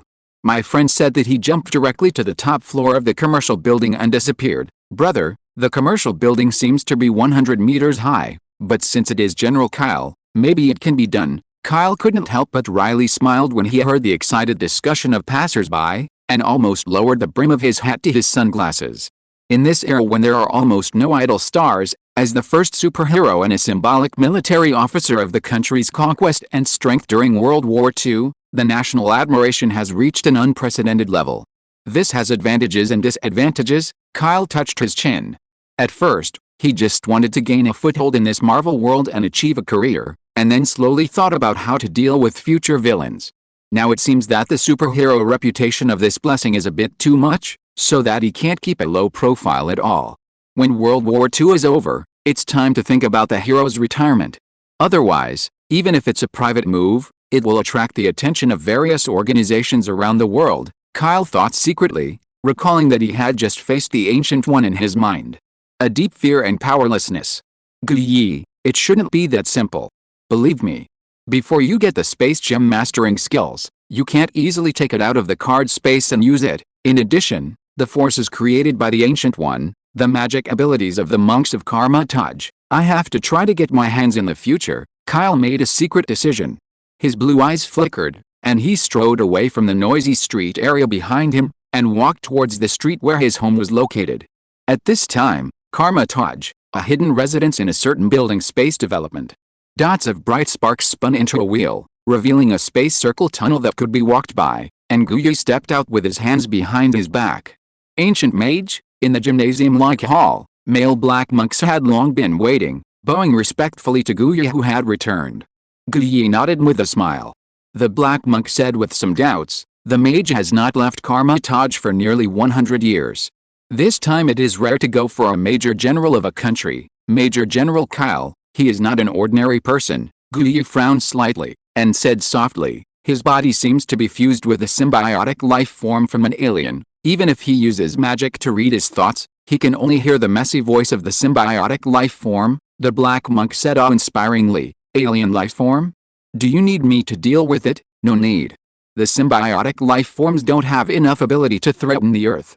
Also, you have to know, we really need to be vigilant against the enemies we face, Guyi reminded him, and then walked away from the hall of the gymnasium. Kyle from the US Empire? If you have the opportunity to go to the United States, you must try him out, the black monk muttered to himself, remembering the name in his heart. Guyi came to an underground library, put the Eye of Agamotto into a book-shaped storage box, placed it on the bookshelf together with those taboo magic books, and sealed the shackles with magic chains. There's also a strange thing about Kale that she doesn't tell any of the mages. Anyone who goes back in time, and the soul thinks about going back and forth to the past and future of various timelines, cannot see any scenes involving Kyle clearly. That man seemed to appear in this world out of thin air, messing up all the original future trends, making the tens of thousands of possibilities in the future blurred, making it difficult to deliberate and rehearse. Variable is the most appropriate description of this adjective in the East. Is it the hero who saves the world on Earth, or the demon who destroys everything in this world? Guyi sighed. As the guardian of the Earth, there appeared again things that were far beyond her control except the original Universe Stone. Brooklyn, Halen Street. Kyle didn't know what Guyi was thinking, and went all the way to the original residence on the data file, and finally stopped in front of a duplex classical villa.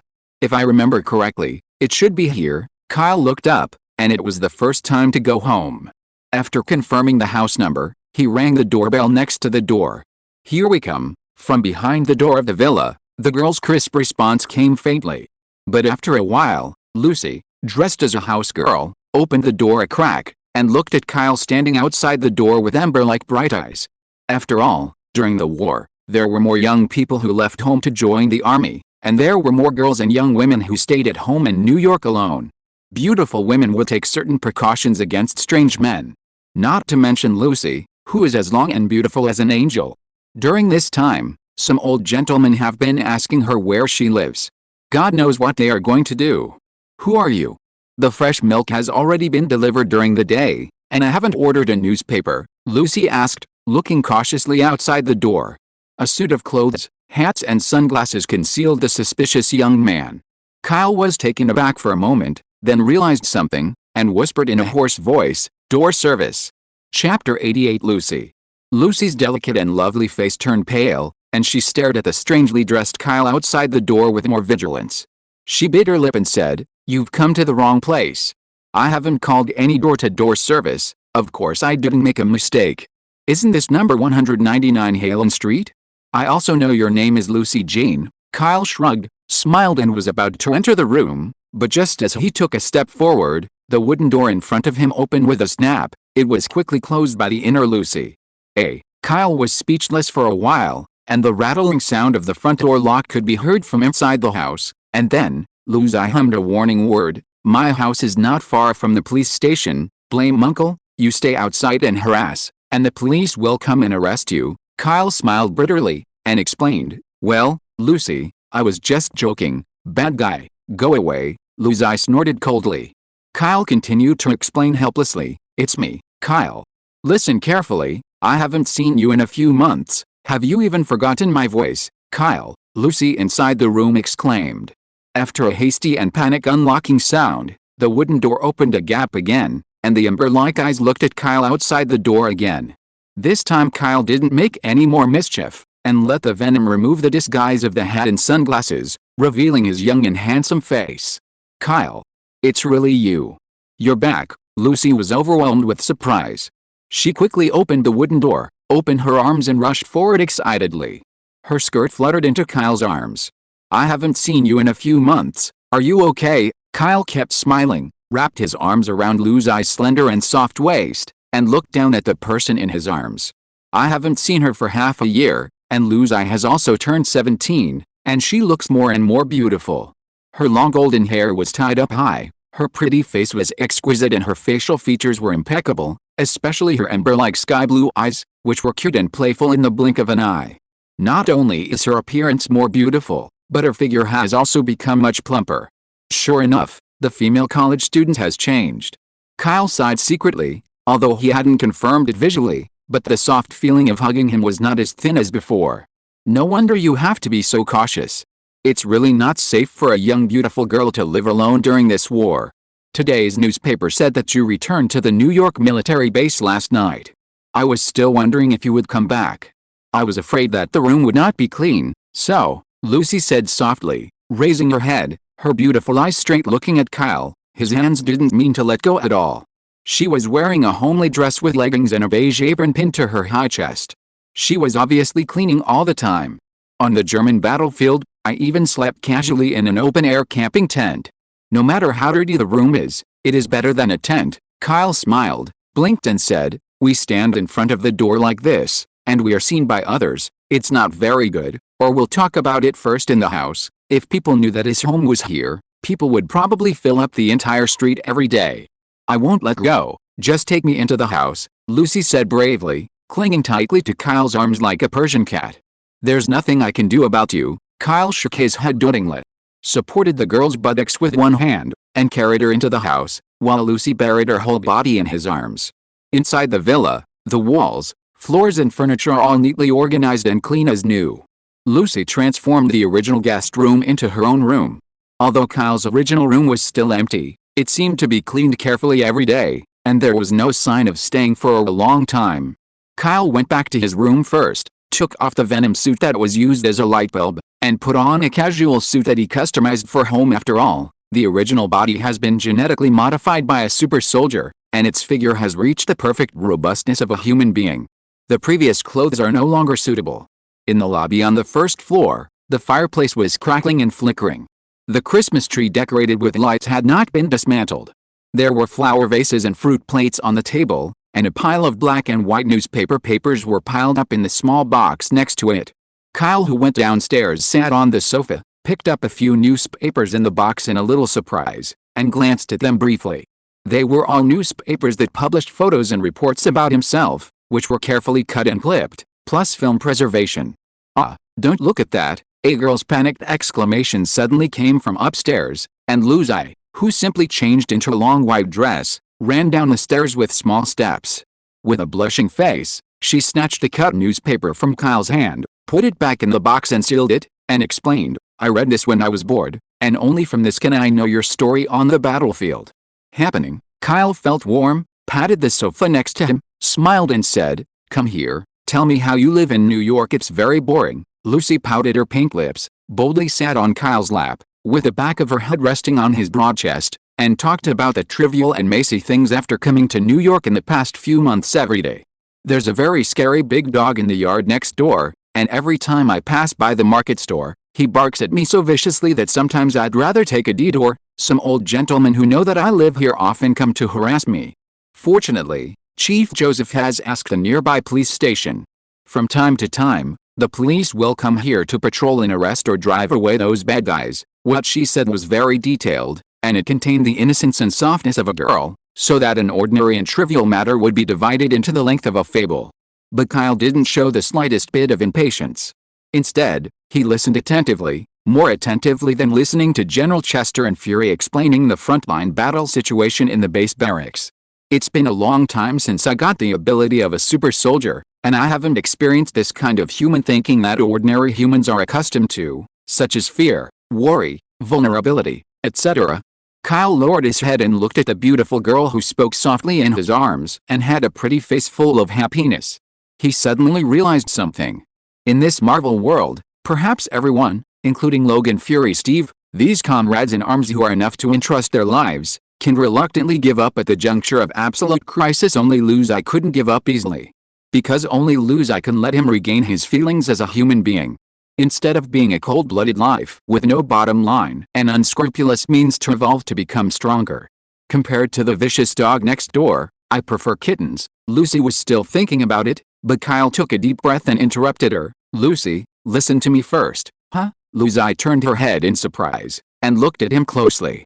Kyle smiled and asked softly, "Would you like to be my family?" If you're listening to this novel on a channel other than Fanfic World, it means they downloaded and uploaded it without effort. We cordially invite you to visit our channel, Mundo Fanfic Novelis. There you'll find the original version of this story, and you can explore many other novels of various genres. We're waiting for you to immerse yourself in a world of incredible novels. Chapter 89, The Spirit in Number 039, S Protection. The hall of the villa fell silent in an instant, except for the crackling sound of the fire burning in the fireplace. Lucy's eyes widened in disbelief, and the sky-blue translucent pupils reflected the face near Kyle, which was much rosier because of excitement or shyness. "I didn't hear what you were talking about just now." Her voice was a little trembling, and complex emotions such as expectation, apprehension, and joy were intertwined. "I said," Kyle just opened his mouth, but before he could repeat the words completely, the girl in his arms suddenly interrupted his words. "Wait a minute, my God, this can't be a dream." Lucy held her cheeks with her hands, Her body temperature was obviously much hotter, and she murmured to herself, "The scene of you coming back suddenly today is different from the recent scene.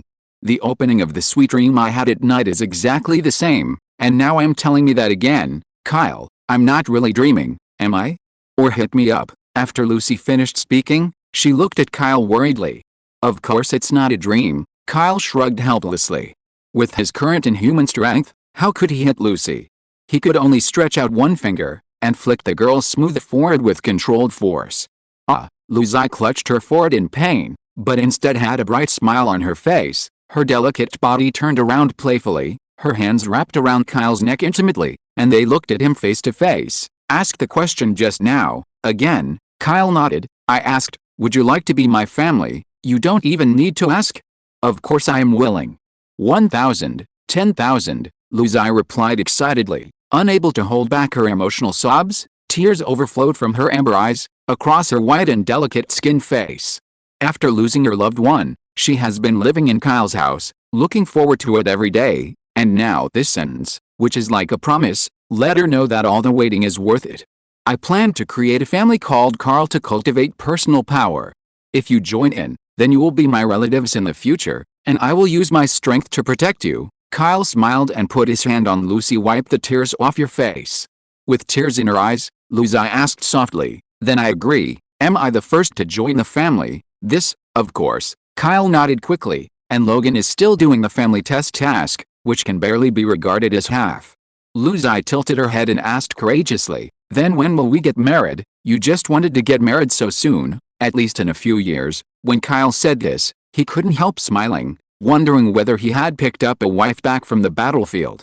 "I'm not young anymore." When Lucy heard this, she stood up angrily, and her skirt showed a slight curve on her chest. "Little goblin." Kyle smiled wryly, as if remembering something, and said to Lucy, "Close your eyes for 3 minutes first, and don't open them no matter what happens." Lucy nodded, and quickly closed her eyes, her beautiful eyelashes trembling slightly. Her angelic face seemed to be expecting something. With a wave of his hand, Kyle picked out 3 cards from the card space with his mind, all with a blue luster, floating above the lobby on the first floor. The first card is a life-increasing card classified as an ability, so that it can only be condensed into a translucent illusory card in the outside world. With a blessing of 30 years of natural lifespan, I hope you will be in good health and stay by my side for a long time. Under Kyle's voice, the use of the increasing life card was used to sink into the girl's body, which directly had an effect. Lucy's delicate body trembled slightly, and the life-enhancing card indirectly had the effect of fine-tuning her physique, and her vitality was also increased a lot, making her body feel more comfortable and energetic. Kyle reached out to catch the second card, which was an item card, and was quickly transformed from a card into an entity in the palm of his hand. The object has a luxurious and dazzling gem luster. It is a heart-shaped sapphire necklace, exquisite and perfect like the most expensive and luxurious handicraft. "Girls should like this kind of stuff," Kyle murmured to himself, and put the sapphire necklace on Lucy's fair neck. No matter how precious the heart of the ocean was, it was only one of many treasures to him. Also, the last third biological card, Spirit Protection. Kyle's thoughts moved slightly, aiming at Lucy, consuming this one-time mysterious creature card. The next moment, while the card was spinning and disintegrating in the high school, the space was slightly twisted, and a phantom of a villain with wings flew out of the vortex. The half-real, half-empty creature that looked like an extremely elf moved its small mouth, as if it was reciting an inaudible spell, and a natural light bathed and shone on Lucy's back with her eyes closed. What will happen? Kyle looked at all this in surprise, but soon, the natural light gradually dimmed, and the phantom of the elf creature faded away, disappearing without a trace together with a small space vortex in the lobby on the first floor. The silence in the hall dimmed and returned to its original normal appearance. "Is that all?" Kyle frowned. "What was the elf creature just now? Could it be related to the high-dimensional races on the Earth where Asgard's domain is located?" "Kyle, 3 minutes have passed. I can open my eyes now," Lucy whispered, opening her eyes tentatively. When she saw the heart of the ocean she was wearing, her small mouth opened wide in surprise. "Get up. This is too expensive, isn't it? It's just a gemstone necklace. I don't think you have anything on. You can wear it to some banquets in the future." Kyle touched Lucy's head and asked, "When you closed your eyes, did you feel that your body is there anything different?" Strange? There's a feeling of a slight electric shock, but my heart beats too fast when I'm beside you, so I can't react, Luzai answered bluntly. The protection of the elves, the gift of nature, just a special effect of natural light is gone? Kyle secretly complained, when will this blue quality card be so useless? It is still a one-time biological card. By the way, I've been so focused on chatting with you that I forgot I haven't bought lunch ingredients yet. Lucy touched her sagging stomach. That's easy, we just go out and eat, Kyle made a suggestion. It seems that the most important thing he lacks now is money. After Luzai put away the heart of the ocean, the two of them put on their clothes and went out. After opening the main door, they found that it was raining lightly outside. I'm going to get an umbrella. Luzai looked up at the gloomy sky, and was about to enter the house to get an umbrella. The next moment, the light rain stopped without warning. The wind blows, the gloomy clouds and mists drift away, and the rain meets the sky to reveal the sun and the rainbow. Is this a coincidence? Kyle at the door frowned slightly, and found that things were not as simple as imagined. Chapter 90 Passive Blue Skills. On the walking road in Halen Street, Lucy hugged Kyle's arm, and the two seemed to be strolling casually like ordinary couples. Kyle's attire went back to the previous one, with a windbreaker, hat, and sunglasses camouflaged 3 times. Lucy even put a scarf on him before going out. His appearance and figure were covered tightly, and he looked a lot bloated. Was it just a coincidence, or did the so-called elf's protection have a subtle effect? Kyle was thinking as he walked. His eyes passed through the sunglasses, and quietly fell on Luzai, who was beside him. In the perception of him and Venom, Lucy's vitality is much stronger because of the increase in life card, and her body is still not much different from ordinary people. Lucy suddenly exclaimed, and hid behind Kyle in a little panic. Kyle quickly followed her gaze, and saw a vaguely visible scene in the yard of a resident by the road ahead. I saw a large, fluffy black dog moving around. Is that the dog? Kyle asked. That's right, every time I pass by here, it sticks on the fence and yells at me. Luzai frowned her delicate eyebrows, and stuck out her pink tongue cutely. But this time, with you here, don't be afraid of it. Kyle's heart skipped a beat, and he brought Luzai closer, and said in a cold voice, Go, I'll take you there and teach it a lesson. No need, Luzai said worriedly. Under her pure and kind nature, she was worried about that big dog. It's just that Kyle's attitude was very firm, and he led her to the yard. As soon as the two of them got close to the outside of the fence, the vicious dog in the courtyard was keenly aware of it, barked ferociously, and rushed over with ferocious canine fangs. It's coming. Lucy closed her eyes in panic, and threw herself into Kyle's arms tightly. When the vicious dog was about to pounce on the iron fence, it seemed to have seen something and stopped abruptly. The vicious dog's animal eyes stared straight at Luzai. The ferocious and distorted face gradually became more humane, and the sound of the dog's barking became weaker, and finally began to wag its shaved tail vigorously.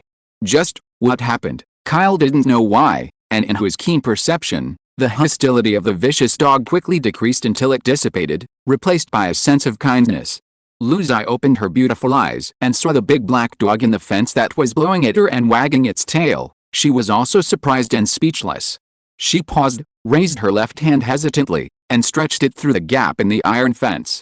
Lucy, Kyle was surprised, but the next moment, the vicious dog showed no resistance at all, and lowered its head docilely, allowing Lucy to stroke the hair on top of its head.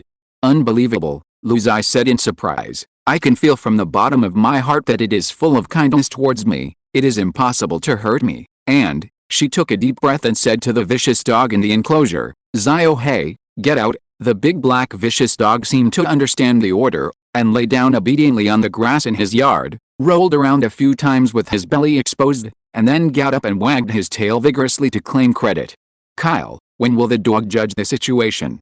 He focused his attention on Luzai, and then he was shocked to find that, at some point, a dim blue ability card was hidden on the back of the girl's head. Gift of Nature. Possess the gift and blessing of nature blue ability card. Only creatures with pure and kind natures, after being protected by mysterious elves, can obtain the gifts and blessings of nature in the universe where they live. Guardians have a natural affinity, and all low-level animals will have a good impression of them, and even obey orders. Passively trigger nature's blessing. Any natural disasters cannot harm the guardian, and the calling time is 6 hours. Current status, bestowed on the card, cannot be drawn. The card owner can actively destroy it. Is it damaged? So that's how it is. Kyle muttered to himself, and couldn't help showing a satisfied smile on his face. Ability cards of blue and above grades can only be given to the same person once. That's why he didn't give Lucy the blue ability card, Super Agent after all. In this way, even if a better ability card is drawn in the future, it cannot be given to the disqualified Lucy again. Unexpectedly, that one time, Spirit Protection, creature card is equivalent to summoning an elf, which endows it with the natural ability of protection, which is also a surprise. Lucy played with a vicious dog, only to remember that the two were on their way to lunch. She couldn't help holding Kyle's arm and urged, "Let's go to lunch quickly." "Okay," Kyle nodded, and led Lucy to a hotel restaurant. He originally thought that he would ask Howard to send bodyguards to secretly protect Lucy's safety in the future. Now that Lucy has the passive ability of elf protection, there is no need to do anything extra. There are many biological cards stored in the card space, and some will be released at that time, and they can be placed in various areas and corners of the entire Halen Street. Among them, there are vicious dogs, poisonous snakes, wasps, and other deadly and highly dangerous animals.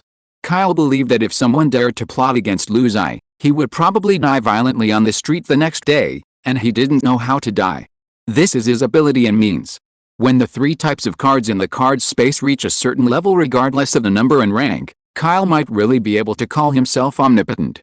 In Brooklyn, New York, on the 58th floor of the Henry Hotel, the only 5-star restaurant in the vicinity, Kyle and Lucy were sitting on the double seat by the window. Gauze curtains on the side covered the dazzling sunlight outside. The warm light from the ceiling of the restaurant was warm and pleasant, and soft music slowly flowed inside the luxurious restaurant. Under the floor, there is a red carpet sprinkled with rose petals, and on the dining table, exquisite Western-style silver tableware is neatly arranged. The consumption of a meal here can start from thousands of dollars, and the people who come here to eat are basically upper-class people. Therefore, although the dozen or so double tables were full of guests, they all dined in a very polite and quiet manner. "Two guests, please order." The beautiful waitress in gorgeous reception clothes came to the table and looked at Kyle, who was still dressed in a slightly surprised look. Although the weather is still cold outside, it's the first time I've seen such an ungentlemanly dressed person come to this high-end place to dine. When the waitress' eyes fell on Lucy in the white tube-top dress, even she couldn't help being amazed. She didn't dare to look at it and quickly presented the menu in her hand, and stood aside politely to wait. "Sir, is the food here too expensive?" Lucy looked at the menu and said worriedly, almost slipping Kyle. Kyle raised his sunglasses with his finger, glanced at the menu, and the overall price of the dishes on it was much cheaper than the place Howard took him to, so he said, "Is it expensive?" "It's quite cheap." The waitress at the side trembled, and there was just one thought in her mind: what a breath. Chapter 91 War Pattern. The waitress said to Lucy with an awkward yet polite smile, "This masked gentleman is right. Our restaurant here is famous for its top-notch dishes throughout New York, and the prices are also very reasonable, affordable and close to the people, Mr. Mask." Kyle was ashamed, but yes, he didn't even take off his hat and sunglasses, so it was a bit weird to eat indoors like this. He thought for a while and asked, "Do you have a private room here?" "Private room?" The waitress was stunned for a moment, and responded quickly, "Sorry, although our restaurant has several private rooms, but we need to make a reservation a week in advance, and you must be a VIP of this restaurant to make an appointment. It's really troublesome." Kyle frowned slightly. "Okay, it's just lunch, as long as you are full," Lucy said in a soft and understanding voice. The waitress at the side was speechless for a while. Other guests came here to eat the atmosphere. The two guests in front of them came to the top restaurant, as if they were having ordinary meals. She doubted whether the masked gentleman at this table could afford the consumption expenses for the last meal. Lucy simply ordered a steak, while Kyle ordered a few more Western dishes and red wine. During the period, the waitress also specifically confirmed the names of the dishes, for fear that he might misread the prices. After the waitress left, Kyle shrugged and took off the big hat on his head, revealing a head of brilliant and cool blonde hair. "Mr. Mask." Lucy covered her mouth and snickered, her smiling eyes curled up like crescent moons. Her already outstanding appearance was even more attractive, attracting the attention of several gentlemen dining around, but in their partners' eyes Link snorted the reminder and quickly took it back. Kyle said helplessly, "Look at your smile. If you want to eat here in the future, I will help you get a VIP card, and you can come here often to eat in the future." "No," Lucy resolutely refused. If she hadn't bought the ingredients in advance this time, she would have preferred to keep Kyle in the house and enjoy the warm time when they were alone. If it was known that the person next to him was Kyle himself, it is estimated that the woman who dined elegantly in this restaurant would be crazy about it, and even drop the male companion to wink here. This is not an exaggeration of Lucy. You must know that in the previous year, Kyle was far away from number 2, Steve Rogers, and was elected number 1 as the dream lover of American women with 3 times the votes. And this year, in less than 4 months, Kyle has firmly occupied the top spot and has successfully been included in the list of the perfect men most young women in New York want to have a one-night stand. Lucy also has a small social circle on weekdays. Some female friends around her will buy promotional videos, magazines and newspapers about Kyle immediately to show off.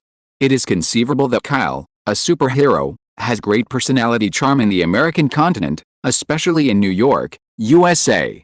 While Kyle and Lucy were waiting for the food to be served, a middle-aged man in a suit hurried into the dining hall and waved his hand to signal the musician to stop playing the violin. He walked to the center of the restaurant and immediately attracted the attention of many diners. "Misters and ladies, I'm very sorry to disturb your meal," the middle-aged man first bowed and apologized, and then said politely, "The New York Times, which was published urgently, has a major piece of news that affects the country, and this restaurant will provide it for free. Newspaper, I hope you read it to get the latest information. Boss Henry, you are welcome. What happened? Didn't Germany just lose the war, and our army returned victorious? This morning, I heard that someone saw General Kyle on the street. Real or fake?" The guests chatted softly. Boss Henry shook his head heavily, and said to the guests, "Let's see for yourself." After speaking, more than a dozen waiters each held a stack of newspapers and quickly distributed them to each guest. Kyle also took the New York Times handed over by the waiter. Under normal circumstances, top restaurants would not easily disturb guests' meals. It can only be said that this urgent message had too great an impact during the war. The front page cover of the New York Times is a photo of German officials bowing their heads and signing the surrender agreement, which also indicates that Germany, as the main warring country that triggered World War II, will completely withdraw from World War II. The European battlefield was completely pacified. This is the fact of the battle report that has long been settled, and it did not surprise Kyle, the biggest hero of the battle, and it should not be this news that caused the restaurant owner to face a heavy face. Kyle then turned to the next page of the New York Times. The printing on the second page looked a little rough and random, like a news report loaded temporarily. On the black and white cover, there is a scene of a middle-aged and elderly person lying on a hospital bed, closing his eyes permanently and going to sleep. Around the hospital bed, there were more than a dozen congressmen and officials and General Chester standing beside the bed, with heavy mourning faces. News headline: Franklin Rost, longest-serving president, died suddenly this morning at age 62. Seeing this, Kyle was shocked, and finally understood why the restaurant owner's face was heavy and worried. At the end of the most critical period of World War II, the incumbent president died of illness, which had a great impact on the country and even the World War situation. The Second World War must end as soon as possible.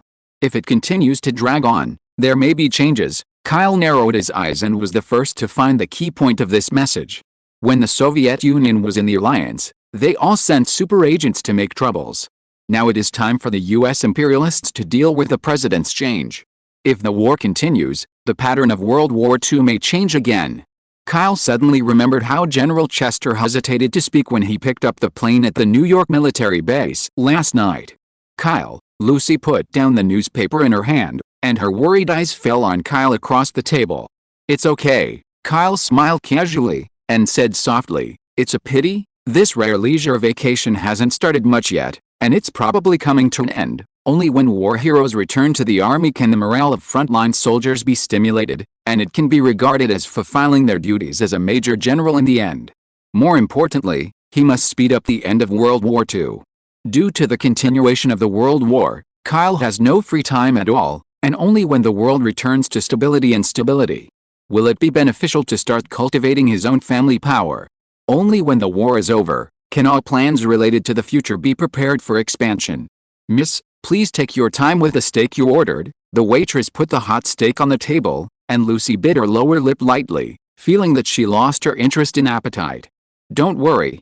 Now on the battlefield, there is nothing that can threaten my life. After all, I am Kyle, Kyle, comforted with a smile, raised his goblet, and lightly drank the red wine in the glass. Chapter 92 Cracks. After Kyle and Lucy finished their lunch in the restaurant, they returned home. Passing by the yard where there was a vicious dog before, Kyle saw the big black dog curled up in the kennel, trembling slightly as if it had been frightened. Lucy, who was holding his hand, was still preoccupied, and was not in the mood to talk to the vicious dog. Along the way, the streets of Halen were empty, and there was no sign of a pedestrian. Of course, this is not entering the mirror world, it is more like some forces have intervened to control and isolate this place. Until pacing into the 10-meter area of his own residence, Kyle squinted his eyes, patted Lucy's hands, and stepped forward to block the front, saying coldly, "Come out." As soon as the words fell, dozens of armed soldiers immediately came out from the bunkers at the intersections of the surrounding streets, and quickly lined up in an orderly manner, pointing to the temples with 5 fingers together, and saluted Kyle respectfully. "Major General Kyle." "Hi, Madam Major General." This last sentence was obviously addressed to Lucy, who was behind Kyle, which made Lucy blush shyly, and hesitated and didn't know what to say. "General Chester asked you to send me instructions, so you don't need so many people, do you? He also isolated the entire street with military force." Kyle looked at them in surprise. The fully armed soldiers did not respond. They turned around symmetrically, and stood vigilantly guarding each other with their rifles in hand, dividing a pedestrian passage in the middle of the army. Not far behind this armed army, 3 camouflage-armored military vehicles stopped on the road. Under the protection of another group of armed soldiers, a middle-aged man wearing 5 stars on his shoulders and wearing a general uniform got out of the vehicle. "Come here," vigorously. It's no wonder that such a big battle and ostentation turned out to be the future of the 5 stars. Kyle waved his hand casually to say hello, and asked, "General Chester, why did you come here in person?" "It's not for you." General Chester glared at Kyle. His eyes were slightly dark-circled, his face was haggard and pale, as if he hadn't slept all night. "You gave me the holiday too. It's only the first day, and you came to my house directly." Kyle spread his hands helplessly. General Chester said with a heavy face, "The situation has changed. You already know what happened in the morning." "Understood." Kyle nodded, glanced around, and suggested, "It's not good to discuss it here. Why don't you come to my house and sit down, sir?" "Okay." General Chester agreed, and said to the army soldiers accompanying him, "Just stay outside the house." "Understood, sir." The armed soldiers responded in unison, believing that Major General Kyle was there, and they did not need their guards at all. In the hall on the first floor of the villa, Lucy was very considerate, and went back to her room on the second floor alone, leaving the lobby spacious and comfortable enough for Kyle to talk to General Chester.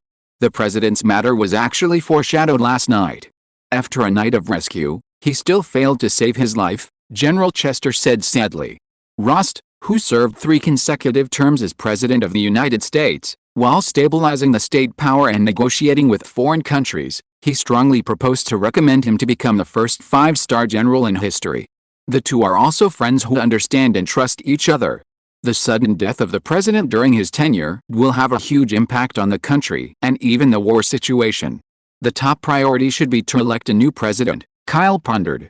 General Chester shook his head lightly, and said sternly, "Electing a new president is naturally an essential aspect, but that is all the work of the Senate officials. Our military, what we have to consider now is how to end the war as soon as possible. This World War II, you came to me in such a hurry, do you want to send me to the Asian theater?" Kyle asked bluntly. Now that Germany has signed the surrender agreement ahead of schedule, the European theater is completely peaceful and stable, and only the Asian theater has a tough main warring country gnashing its teeth to support it. Risen, Ben. That's right. You should know that the Pearl Harbor incident caused heavy casualties to our army. Risen is our #1 enemy, whether it is out of morality or to give an explanation to the people of the whole country. Therefore, the Navy that has been devoted to the Asian theater for the past 2 years, there are only too many troops. Our army wants to gradually occupy the coastal islands of Risen, and finally land on the island to capture Risen. General Chester sighed slightly after saying this. Kyle naturally knew the reason why the 5-star general sighed and annoyed. The naval fleet of the U.S. imperialists had always wanted to invade the mainland of Risen, but it encountered huge resistance from the Japanese army just by landing on the islands in the coastal area of Risen. Large and small battles have been going on for a long time on the coastal islands of Risen, But it is difficult for large-scale naval forces to break through, let alone break into the mainland. The army on Rising's side. They respect the Bushido and militarism spirit. Every soldier seems to have been brainwashed, and they are crazy and desperate to fight. Although our soldiers are well equipped and outnumbered, but when fighting against those lunatics in the Japanese army, they won miserably every time. General Chester was full of emotion. Do you want me to go there and lead the army to capture Nishin's land? Kyle asked simply. No matter what Bushido, in front of him, there was only a huge difference between ordinary humans and superheroes. But General Chester shook his head, and Kyle asked again, you don't believe me? At this moment, General Chester smiled, looked directly at Kyle and said precisely, your strength is certified by Germany and is a genuine symbol of national conquest and strength. He changed his words and expressed his own concerns, but if you are strong, our soldiers can't bear it. With your leadership, I believe that within a few months, Risen will be fully captured and forced to surrender. But the Chinese army will also have to pay an unprecedented heavy price after this battle. Kyle was thoughtful. In this way, the Soviet Union may use their brains. Now we and the Allies are checking and balancing each other, and no one can lose too much. General Chester nodded. Then what task do you want me to perform? Kyle became more and more curious about this. General Chester's eyes were complicated, and he asked rhetorically, what if I let you go to Risen Tokyo alone to assassinate the Emperor? Crack. In Luxie's room on the second floor. There was the sound of a cup breaking. General Chester didn't care about this. His majestic gaze was fixed on Kyle. Kyle smiled faintly. So it's like this. He paused and said, if you dare to send me, I will go. As expected of a super soldier, General Chester hesitated for a moment, and said, I will make public announcements in advance, indicating that I will send you to Tokyo to carry out the task of assassinating the Emperor. Kyle smiled and said, I understand. The assassination of the Emperor is just a cover. You mainly want me to enter the land of Risen alone to create oppression and crisis, and force them to surrender as soon as possible. If it fails, it will only lose a war hero. If it succeeds, it will not lose the US military power, in exchange for long-term peace in the world. What a strategy of a 5-star general. A book friend suggested that I create a book friend group, and I would like to ask you for your opinions here. If you want to add it, deduct one in this chapter. In addition, the World War II chapter will usher in the end of the end. After that, the Power chapter will be fully opened, and the foreshadowing of Logan, Red Room, New Element, Wakanda, Ancient One, etc. will also be officially launched, so stay tuned. Daily Recommendation Ticket Support CAC. Chapter 93 Shocking the World. The hall on the first floor of the villa is quiet, with a subtle atmosphere dignified and depressing. Kyle and General Chester looked at each other for a moment. They both had their own thoughts and ideas. At this moment, something that was originally connected as one finally showed a little crack. General Chester valued the strength of the military and national interests above all else. Even if he put Kyle and even himself in danger, he would definitely agree with that decision. Major General Kyle, please think carefully about it, General Chester explained in a slow voice. This is not a plan I came up with. It is the best plan that was discussed and decided by all generals and officials in the morning. For them, of course, is the best solution. Kyle, who was leaning on the sofa, looked indifferent and lost in thought. General Chester comforted, don't worry. After you go to Tokyo, I will send armed soldiers to Halen Street to protect the safety of your family. At the same time of protection, it is estimated that it also means monitoring and controlling.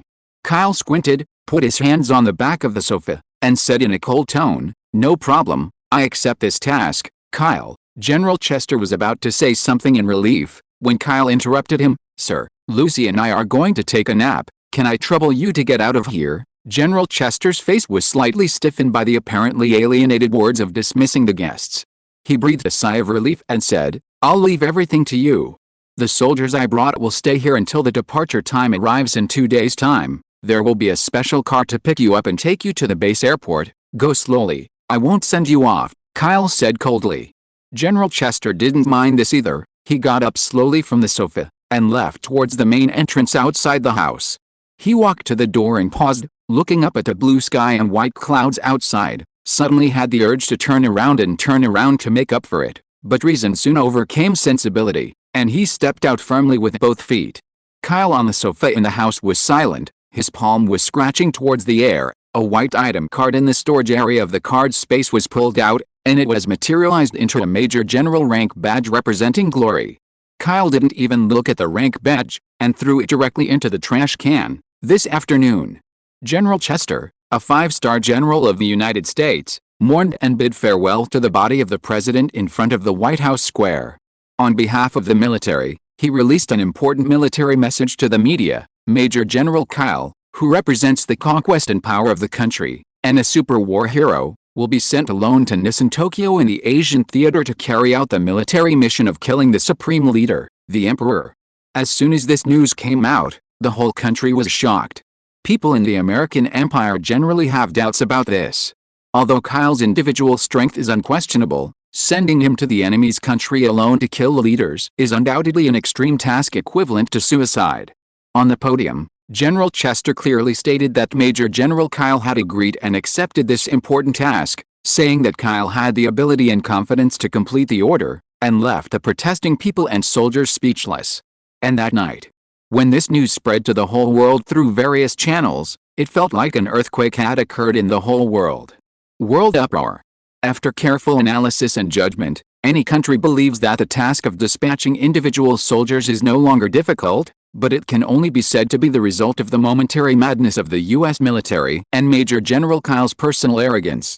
In the Asian theater where the war is still going on, after the high-level leaders of Risen Kingdom heard the news, they were deeply ashamed and angry that night and got excited. In their view, the U.S. Emperor has sent a large number of ships to invade the islands off the coast of the mainland in recent years, and has never gained the upper hand.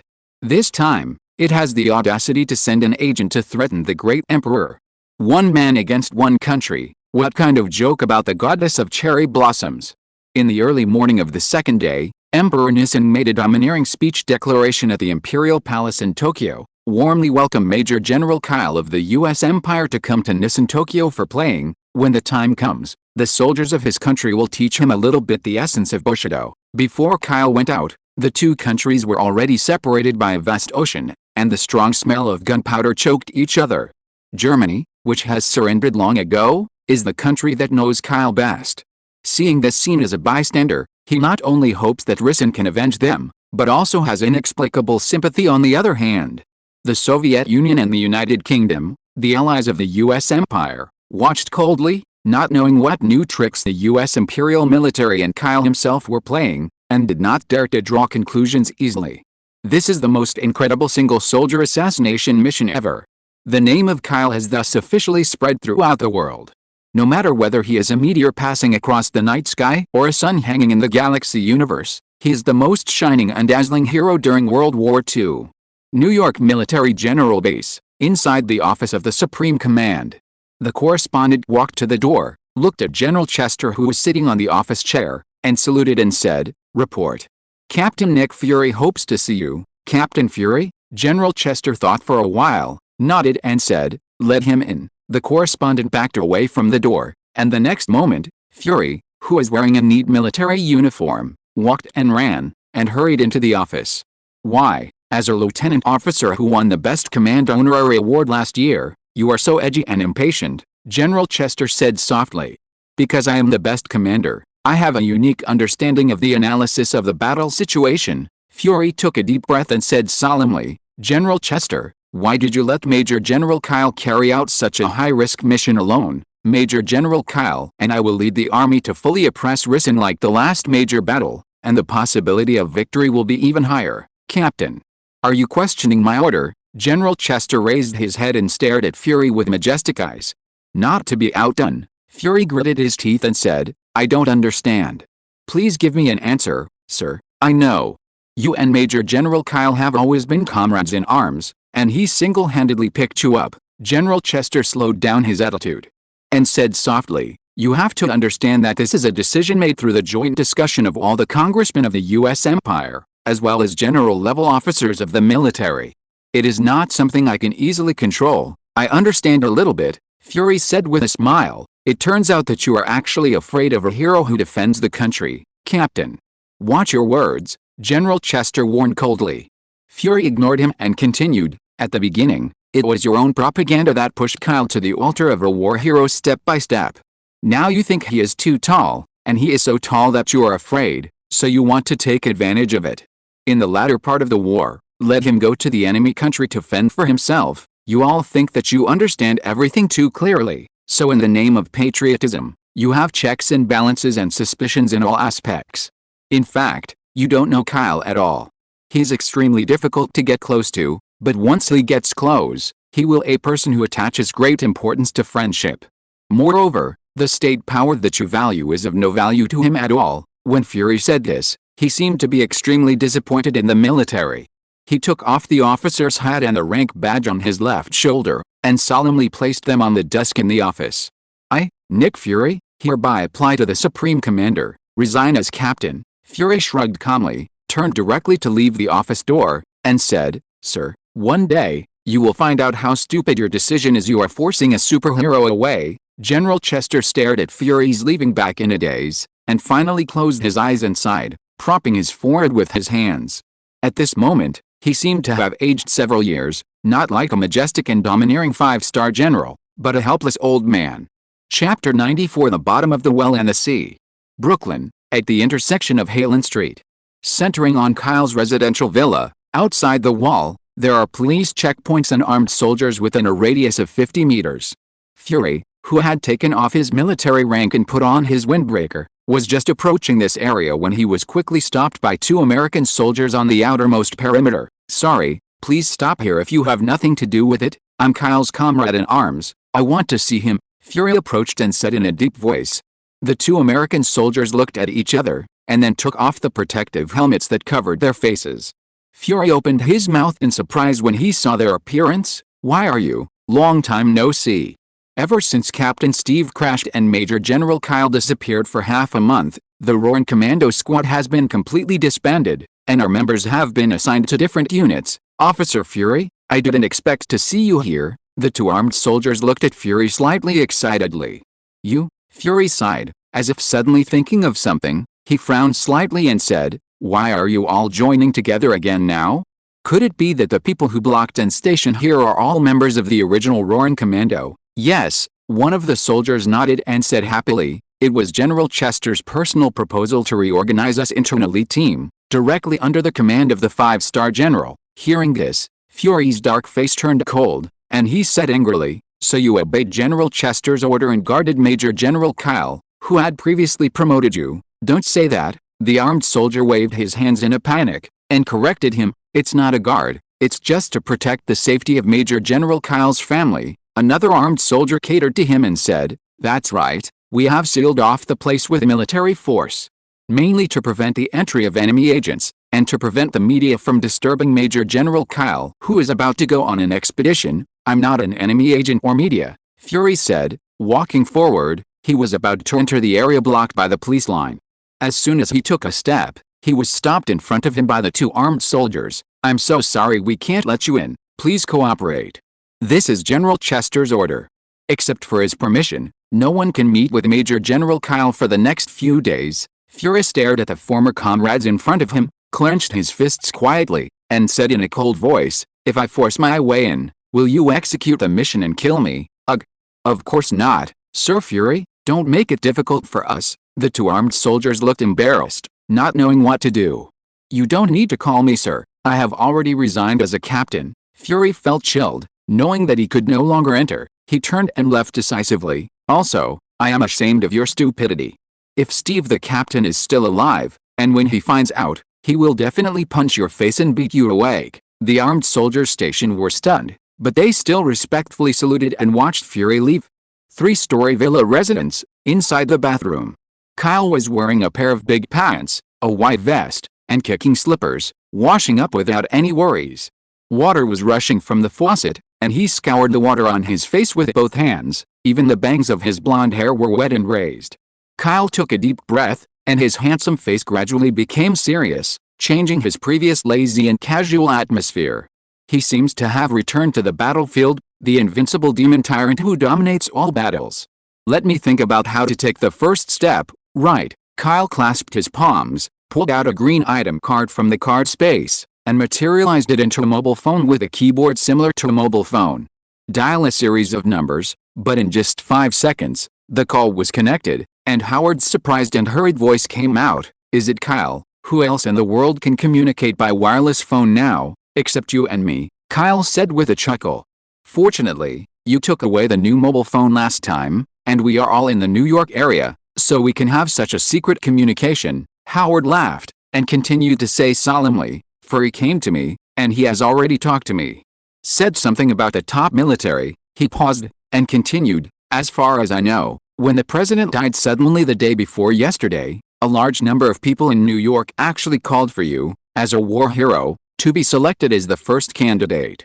It was the trigger for high-level discussions on dispatching missions. Those high-level officials only made what they believed to be the right choice when the situation was turning a corner, Kyle said coldly, not surprised by this.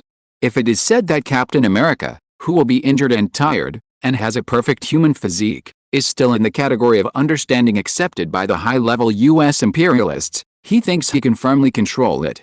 In the battle against Germany, he showed that he ignored gunshots, was not afraid of bombardment, and shot tens of thousands of soldiers by himself. The level of combat power has far exceeded the current cognition of the top U.S. imperialists. Their horizons are still too low and too narrow, and they are only limited to the surface of things in the world. It is normal for ordinary people to have scruples, Kyle said indifferently. This era is still too early, and we have not experienced the 21st century, the emergence of genetically mutated humans, Hulk, Spider-Man, etc., the bright light of technology, Iron Man, Black Panther, Ant-Man, etc., the detachment of myth and magic, God's domain, Thor, Doctor Strange, etc., the superdimensional races of the alien universe, Guardians of the Galaxy, Thanos Legion, etc. It is still in the Earth world during World War II. Human beings are like frogs living in a well, full of the unknown and full of fear of strength. Most people thought that Kyle, a powerful individual, would covet the exclusive use of the water in the well, but he had already climbed out of the well, looking at the stars and the ocean outside. Standing on the top floor of the Stark Industrial Building, Howard squeezed the phone in his hand and said angrily, "No matter what, you are a war hero. You are full of achievements and honors. No matter how afraid they shouldn't threaten you to go to Japan alone, Mulberry." Before he finished speaking, Kyle's words on the other side made him stagger and almost fell to the ground. No, they didn't threaten me. Howard breathed a sigh of relief and asked in surprise, "What, did you not threaten you?" "That is a mission with a higher risk of never returning. In this world, there are quite a few things that can threaten me. It just so happens that the top executives of the United States do not have those abilities." Kyle smiled lightly and said, "Those old guys are very shrewd. They are not naive. You want to rely on armed forces and the orders of the 5-star general to force me, otherwise you won't let the soldiers of the former Roaring Commando come to garrison. Then why did you agree?" Howard on the other end of the phone was stunned. He still knew that the reorganization and promotion of the Roaring Commando was not enough to impress Kyle. Go to Risen, force them to surrender by themselves, and bring the world back to peace. "I personally think I can try it," Kyle said indifferently but domineeringly. Chapter 95 Backhand. "What did you say?" Howard on the other end of the phone, for the first time in his life, felt that his mind was not enough. Relying on the power of one person alone, to force the powerful and rampant Risen country to surrender in World War II, this, probably only the legendary gods can barely do it. With the power of mortals, shoulder to shoulder with the gods?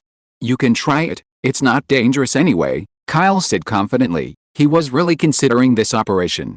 Regardless of the proposed plan, it was the unrealistic semi-suicide plan that was first conceived by the top U.S. imperialists out of fear. But in his opinion, this combat mission is not impossible. The Venom suit comes with gliding, camouflage, concealment and other abilities, various blue skill support skills and life-saving cards, as well as a powerful physique, super soldier plus self-healing factor, that is far superior to ordinary humans. Kyle didn't think it was very dangerous to go to Risen alone. He had been thinking and hesitating before. General Chester thought he was afraid and timid, but he didn't know that he was really thinking about the feasibility of this plan. "Howard, didn't you say earlier that the nuclear weapons that are about to be completed in nearly a month are enough to affect the World War situation?" "I don't think the threat I bring is much weaker than nuclear weapons," Kyle smiled confidently, and said to Howard on the other end of the phone, "The World War II ended early and the world returned to peace.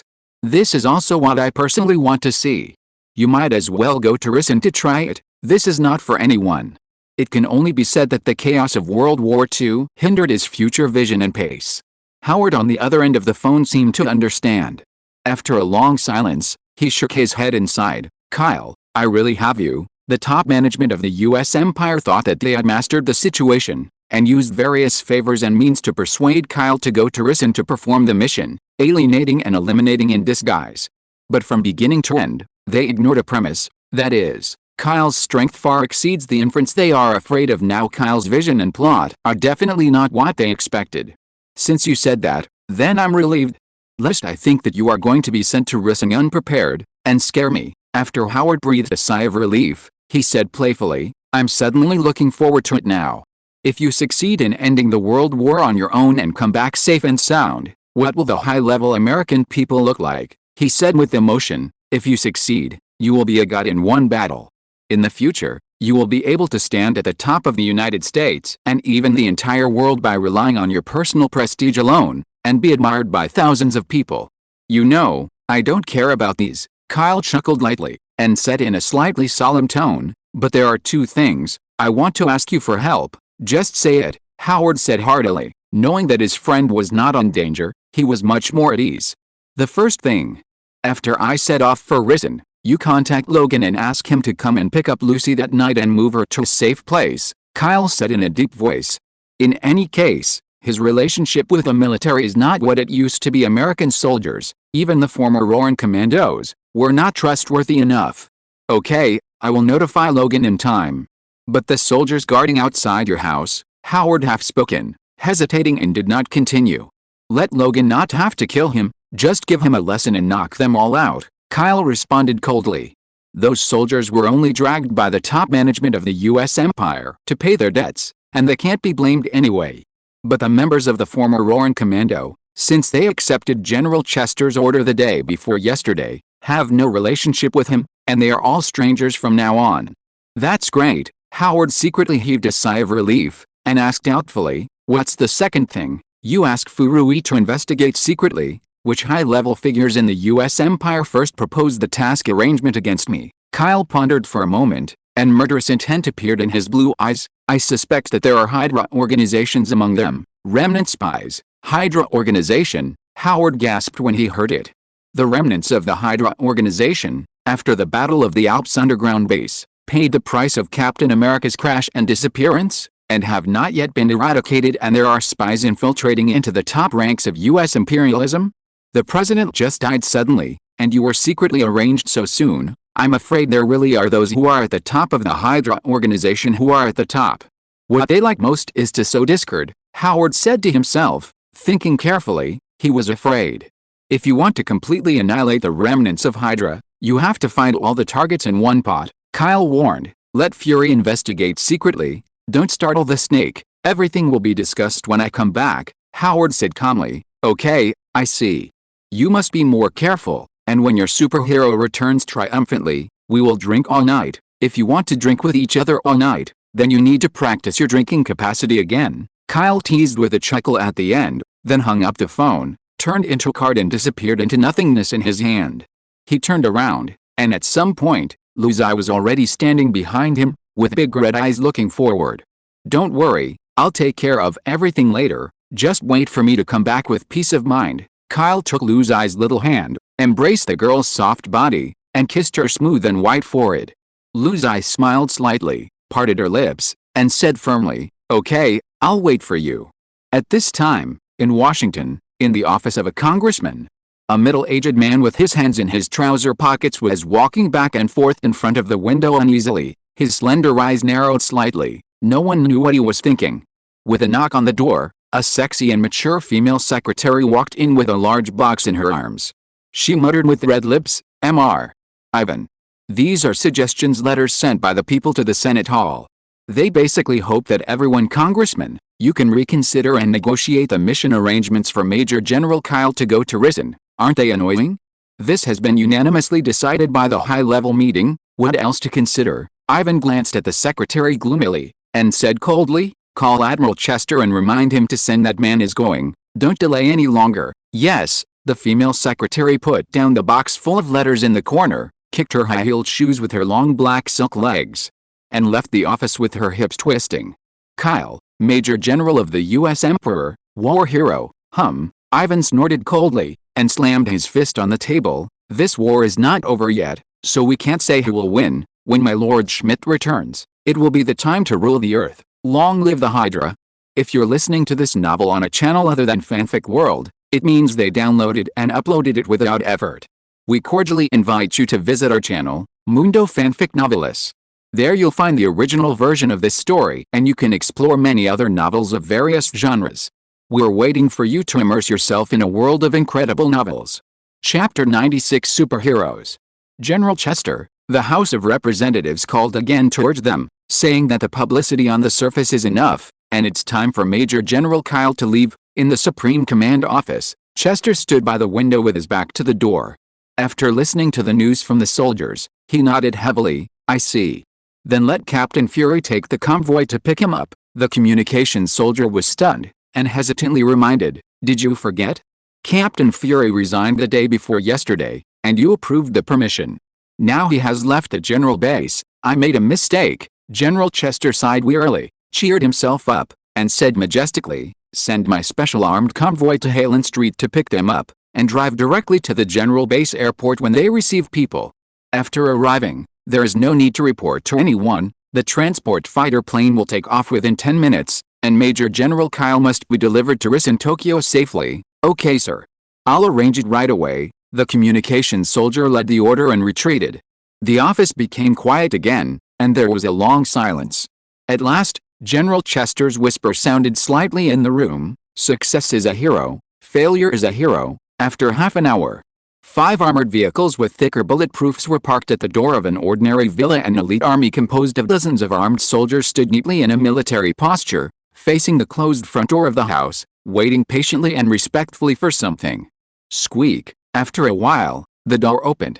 Wearing a black knight battlesuit, with a one-handed sword on his back, and energy pistols on each side of his feet, a handsome young man with cool blonde hair came out slowly. The moment he appeared tall and straight outside the gate, the former Roran commando soldiers stationed there, as well as the convoy soldiers who only obeyed the orders of the 5-star general, subconsciously straightened their waists. Their gazes were concentrated and serious, and they saluted loudly at the same time. Hello, Major General Kyle. The man in front of me is a superhero within the territory of the U.S. Emperor. In the eyes of any soldier, it is a benchmark, a symbol, and a legend. Kyle glanced at them indifferently, without saying anything. At this time, he was still a single soldier who always acted on the battlefield, but the one-piece battlesuit no longer had the marks and badges of the U.S. military. This battle is not for the U.S. Emperor, but for himself. Target, Tokyo. With a cold face, Kyle sat on the back seat of the armored vehicle in the middle. Soon, 5 armored vehicles lined up in a single line, and drove quickly from the street to the airport of the military general base. On the second floor of the villa, Lucy drew up the curtains on the glass windows and watched reluctantly until all the convoys disappeared at the corner of the street. When the armed convoy left Halen Street and successfully entered New York's main road, the scene on both sides of the road changed instantly. Unlike the scene where Halen Street was deserted due to the blockade, tens of thousands of people crowded into the view on the main road, passing by the bustling street. Many of them held self-made signs and shouted emotionally as they watched the passing armed convoy, either to persuade them to stay, or to support, or to pray, whatever. Major General Kyle. Even inside the modified armored vehicle with super bulletproof and sound insulation, you can still vaguely hear the shouts of the people on the roadside outside. Why do they know that I'm going to leave today? Kyle was stunned, looking out through the protective car window, and at a glance, the road was crowded with countless people on the left and right. It seemed that half of the people left behind in New York City had come to see him farewell. It's not today, it's these few days. The driver hesitated, and said aloud, since knowing that you are going to Rising alone, and the small half of Halen Street has been blocked by military forces, people have been waiting for you every morning and evening. They will be waiting on the only way from Halen Street to the general military base. Why bother? Kyle was silent, looking out. The arterials are miles long and pass through the intersections of New York's bustling streets.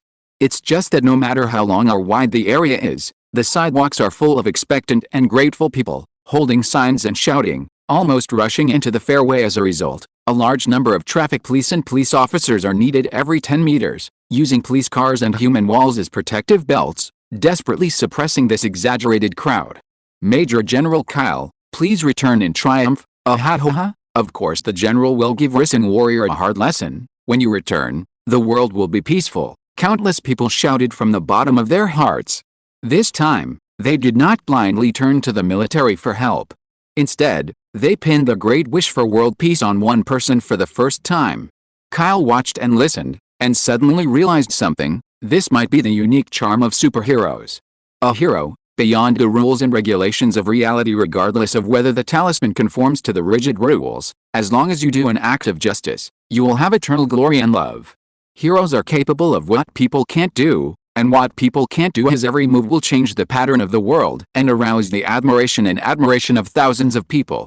In a way, superheroes, in this Marvel world, are really the epitome of God.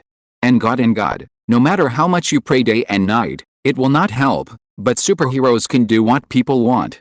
Unfortunately, I only think about myself, and I don't want to be a superhero revered by thousands of people, Kyle whispered to himself, shrugged and closed his eyes, half lying on the back soft seat of the armored vehicle.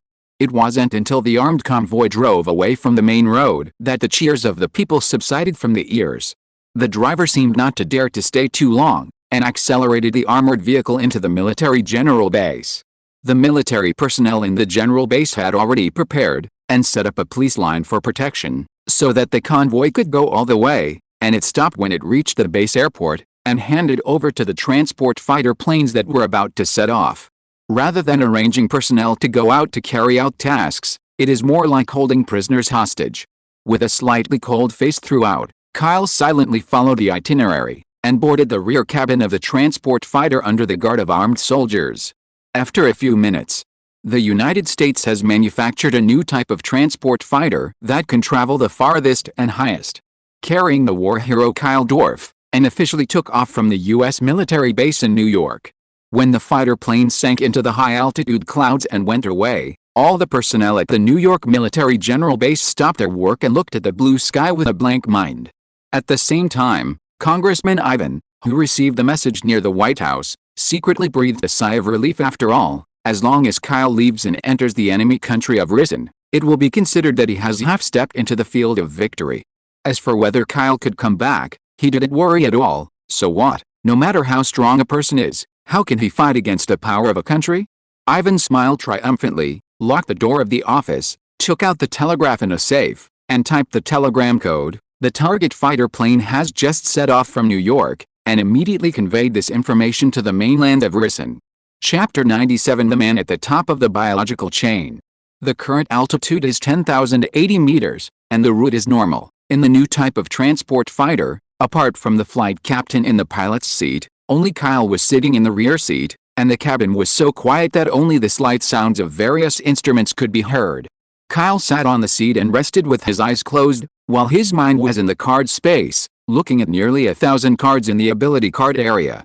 It is said that the poor rely on mutation, and the rich rely on technology now. No matter whether it is a mutation or a technological item, he has it all in his body. But the most important thing is his physical fitness.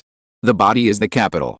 The incarnation of Kyle's mind is looking at the middle of the ability card area. Super Soldier. This rare blue physique ability card extracted from Steve can be said to make his physique genes directly transcend mortals. Cornerstone Super Soldier. This genetic modification ability to comprehensively enhance the potential of human physique has made people's strength, speed, physique, and ability to resist attacks 4 to 5 times that of a human from the very beginning, and even reach 10 times that of a human at the peak of their physique.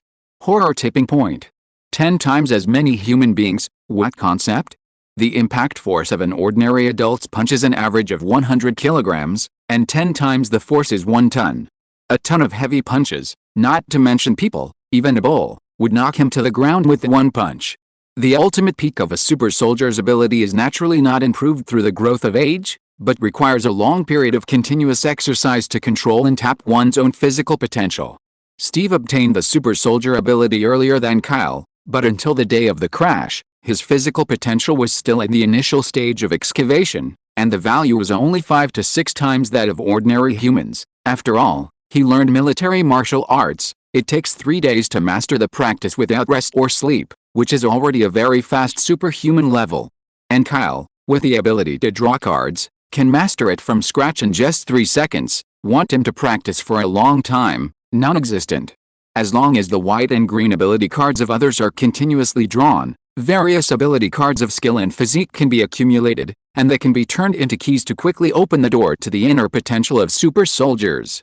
In the last battle in Germany, Kyle drew hundreds of skill-related green ability cards from Logan.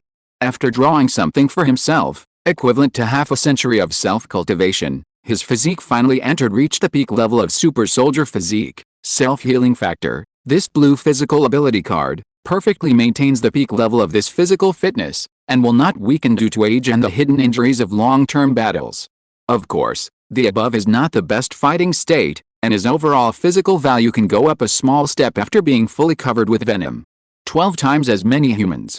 Now, Kyle has the confidence to rank among the top of the pyramid of known creatures on the Earth with his strong body alone.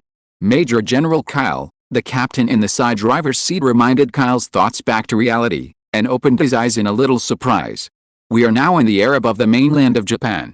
And we will cross the border of Tokyo in 5 minutes, the captain said with apologetic expression, because it is in the air above the enemy's territory. The transport fighter plane can only keep at a distance of tens of thousands of meters. The height above.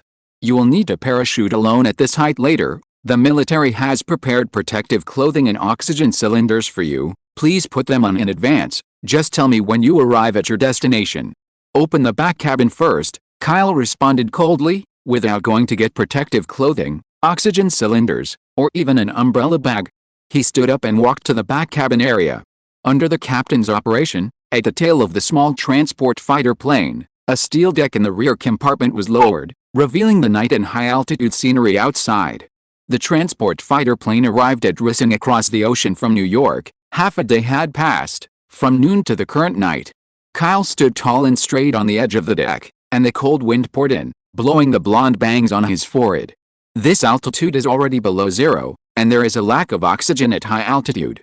If you skydive without protective equipment, you will die, sir, the captain, who had brought the oxygen supply device in advance, warned loudly. When didn't even carry his umbrella bag, he was suddenly speechless in surprise. I never carry a parachute, Kyle shrugged coldly. The protection of the venom suit made him not feel the slightest chill. As for the lack of oxygen, now he can last more than 10 minutes without breathing, and he is still under high-load exercise. The captain was hesitating, when the fighter plane suddenly swayed due to the tilt of the airflow. When he turned his head and looked at the reconnaissance equipment of the fighter plane, he seemed to see something terrible. His face turned pale instantly, and he said to himself in horror, "How is this possible? What happened?" Kyle asked coldly. The captain said in disbelief, 7 fighter planes have been detected, approaching us at high speed. I just came to the high altitude of Rissing's native land, and I hurried over to entertain the guests before I landed, Kyle said with a light smile indifferently. Even the top US imperialists suspect that there are spies, so it is not unexpected to install a location on the transport fighter plane and disclose the location to Rissing by the way. Captain, you can go back to the voyage directly. Good luck. Kyle waved his hand back, made a vertical leap, and just jumped out of the sky above, meters. Others were in the air. The cold wind and air currents were blowing head-on, looking left and right, up and down. It was pitch black within 100 meters of visibility. Just after jumping out of the cabin, in less than 5 seconds, accompanied by the intensive bombardment of the storm, there was a thunderous explosion above Kyle's head. Boom buzz, Kyle turned around in the air and looked back. It was the transport fighter that just jumped out that was attacked brutally. Most of the fuselage was braving fierce flames. It collapsed and fell down without power. In the dark night clouds within the area of, meters, under the light of the flames on the fuselage of the downed fighter, several Japanese single-man fighters can be vaguely seen, shuttling past at extremely high speed, circling and hovering. Call out, Kyle, who kept falling naturally, was confirming the position of the nearest target fighter. A one-man fighter with a spiral jet on the rear tail was about to pass by him at an altitude of about 20 meters. You are the one. Kyle's eyes showed a cold light, and the back of the venom suit suddenly stretched out black wings. His body suddenly stagnated in the air, and then fell from an uncontrollable natural fall, gliding towards the fighter plane at a very high speed. Tread. Kyle arrived at the sky above the head of the fighter plane, micro-controlled the wings, and squatted down to stand on the windshield of the cockpit of the single fighter plane. Nani, the Japanese pilot, was slightly taken aback, looking at the young man who suddenly smiled at him outside the fighter plane. He gasped in horror. "This is tens of thousands of high altitudes. Is it a human or a ghost?" Report, this is Idian 02. His teeth were chattering, and before he could finish speaking, he saw the ruthless young man stretch out 3 dark claws with each clenched fist. Laugh. Kyle's sharp claws easily pierced the windshield, and the downward stroke tore a hole. He grabbed the pilot inside the fighter plane and threw it from the high altitude outside. Chapter 98. The, meter night skies above the cumulus clouds and below the ozone layer. This place seems to be in another vast dimensional space. The surrounding area is completely dark, and the high-altitude wind howls endlessly. A transport fighter plane was severely damaged, and the fuselage burned into a ball of bright fire, falling down like a small sun. It's just that not far from the side, there is another one-man fighter that is out of control without anyone noticing. It rotates its head towards the ground and accelerates towards the clouds and the ground below. Successfully destroyed the target transport fighter. Circle down and search to confirm whether there are any enemies who have forced landing and jumped out. Report, this is Idian 02. There was a sudden scream, which resounded loudly on the communication channel of the fighter squadron, and the next moment, it completely lost its sound and fell silent. Pilot of number 02? What happened to you? The captain of the fighter elite team frowned and asked through the intercom. Please reply if you hear it. Number 02. Please reply immediately if you receive it. Shushasha. The 02 pilot, who was thrown out of the cabin, naturally couldn't respond. On the connected channel, he could vaguely hear the messy wind from the walkie-talkie over there. Captain, the signal of the number 02 fighter plane is no longer displayed on the detection equipment. It is estimated, one of the pilots said, causing the rest of the 5 people who piloted the single fighter plane, including the captain who is the ace pilot, to have a shadow in their hearts. The captain paused, then raised his voice and said, "Everyone, be vigilant. Check the surrounding airspace to see if there are any other enemy fighter planes besides the destroyed transport fighter plane." As soon as his words sounded on the channel, the sound of an explosion suddenly roared in the high sky beside him. Another one-man fighter plane that was his companion was inexplicably damaged. "Fighter 06, the captain exclaimed. The damaged fighter happened to be in the sky beside him, and when it fell straight down, it almost collided with the fighter he was driving. Fortunately, he was also an ace pilot in the Japanese Air Force. He controlled the fighter plane to speed up and roll over, and escape the disaster beautifully. Captain, I don't know what kind of attack has been received on the rear wing of the fighter plane. I'm afraid I'm going to die at this altitude." The fearful voice of the pilot of number 06 sounded on the communication channel, and it became weaker and weaker. "Wait, I seem to see what's up." Before he died, he seemed to have seen something, but before he could finish, he disconnected from the communication channel. "Have you found any enemy fighter planes? What's going on here?" The captain growled angrily, using this to vent his inner fear. He lost 2 fighter planes in a row, and as a result, he didn't even know who the enemy was. As a pilot for more than 10 years, this is the first time I have encountered such a strange thing at an altitude of, meters. No trace of enemy fighter planes was found. Me too. It's too weird. What shall we do, Captain? Hearing the replies from the remaining pilots, the captain said in a deep voice, "Assemble. Let's get together a little bit and lower the flight altitude." "Yes." The 5 fighters responded quickly and skillfully formed a similar square formation at high altitude, and one was in the middle, descending in parallel to lower the altitude. Boom. After the fighter planes collectively lowered a few thousand meters, the clouds below flickered with thunder and lightning, and from time to time, flickering arcs of purple light illuminated the night sky. Lake Cumulus, it's really bad luck. Something is wrong tonight. Since we successfully destroyed the target transport fighter plane, why don't we go back to the base? A member suggested anxiously. The rest of the pilots were silent, and the captain was a little moved, just about to acquiesce to this proposal. At this moment, a member yelled in horror, "Captain! On your fighter plane! There's something." This strange sentence attracted everyone to subconsciously look at the fighter plane in the middle of the flight formation. Coincidentally, a huge thunderbolt flashed across the thundercloud below, and the light shone brightly on the fuselage of the fighter. Behind the tail of the one-man fighter, A young man in a black suit bowed his body, nailed his claws into the steel aircraft shell, and firmly attached to the fighter. The blonde hair was blown high by the head-on wind, and his body was made of steel under the close-fitting night suit, looking like a humanoid demon. "How can that be, Captain? There is someone on your plane. How could it be a human? It must be a monster." The rest of the pilots were astonished, but the captain was terrified and looked back. At this time, Kyle was already crawling to the cockpit, which only had room for one person, against the strong wind pressure.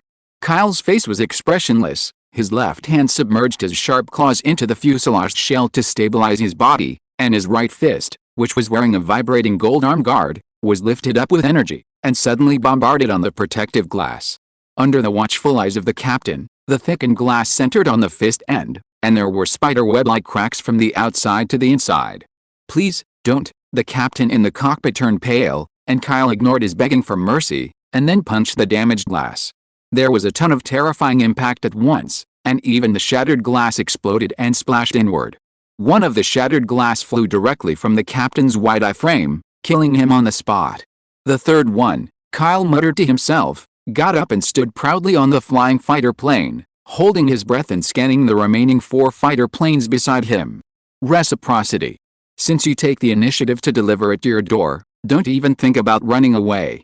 Losing the control of the pilot, the fighter plane he was in tilted slightly, and fell down like the destroyed fighter planes before. Kyle squatted slightly with both feet, and jumped up one step earlier, jumping towards the single fighter at a parallel height behind. His amazing jumping ability allowed him to jump 10 meters away and hide another fighter plane head-on with his right elbow. This monster-like inhuman attack, a simple blow took effect, the windshield shattered, and the pilot, man and fighter, lost control and flew towards the thunder clouds below. Kyle snorted in pain, and the person was thrown flying out in the same shock. The venom suit was overflowing with red blood, and he barely opened the gliding rear wing and hovered at a high altitude. He wiped the blood from the corner of his mouth, and the self-healing factor quickly took effect in the body, suppressing the wound while continuously healing the wounds on the surface and internal organs. In just a few seconds, the injuries on his body, which were not considered serious injuries, completely healed on their own. There are 3 more. Kyle's face was indifferent, and with his dark and bloody wings, he sprinted towards the remaining fighter planes closest to him. The pilots in those fighter planes saw that the 2 fighter planes of the captain and his companion were destroyed by a humanoid monster in a blink of an eye, so they didn't dare to stay too long, and quickly pulled up the nose of the plane and took off. Kyle raised his eyes and narrowed his eyes slightly as he looked at the fighter plane that had climbed more than 20 meters, not far ahead. Venom's gliding mode, the speed of the dive can even reach supersonic speed. The only disadvantage is that it cannot actively increase the height. This is the biggest difference between flying and gliding. But that doesn't mean he can't climb high in the air. Kyle remained in a gliding state, with the rear wings pressed against his back, his feet bent to accumulate power, and then he pedaled hard into the air below. The dark red energy tide erupted under his feet, so much so that a series of white air masses were left on the spot, and he sprinted nearly 30 meters into the sky. Sprint in the air.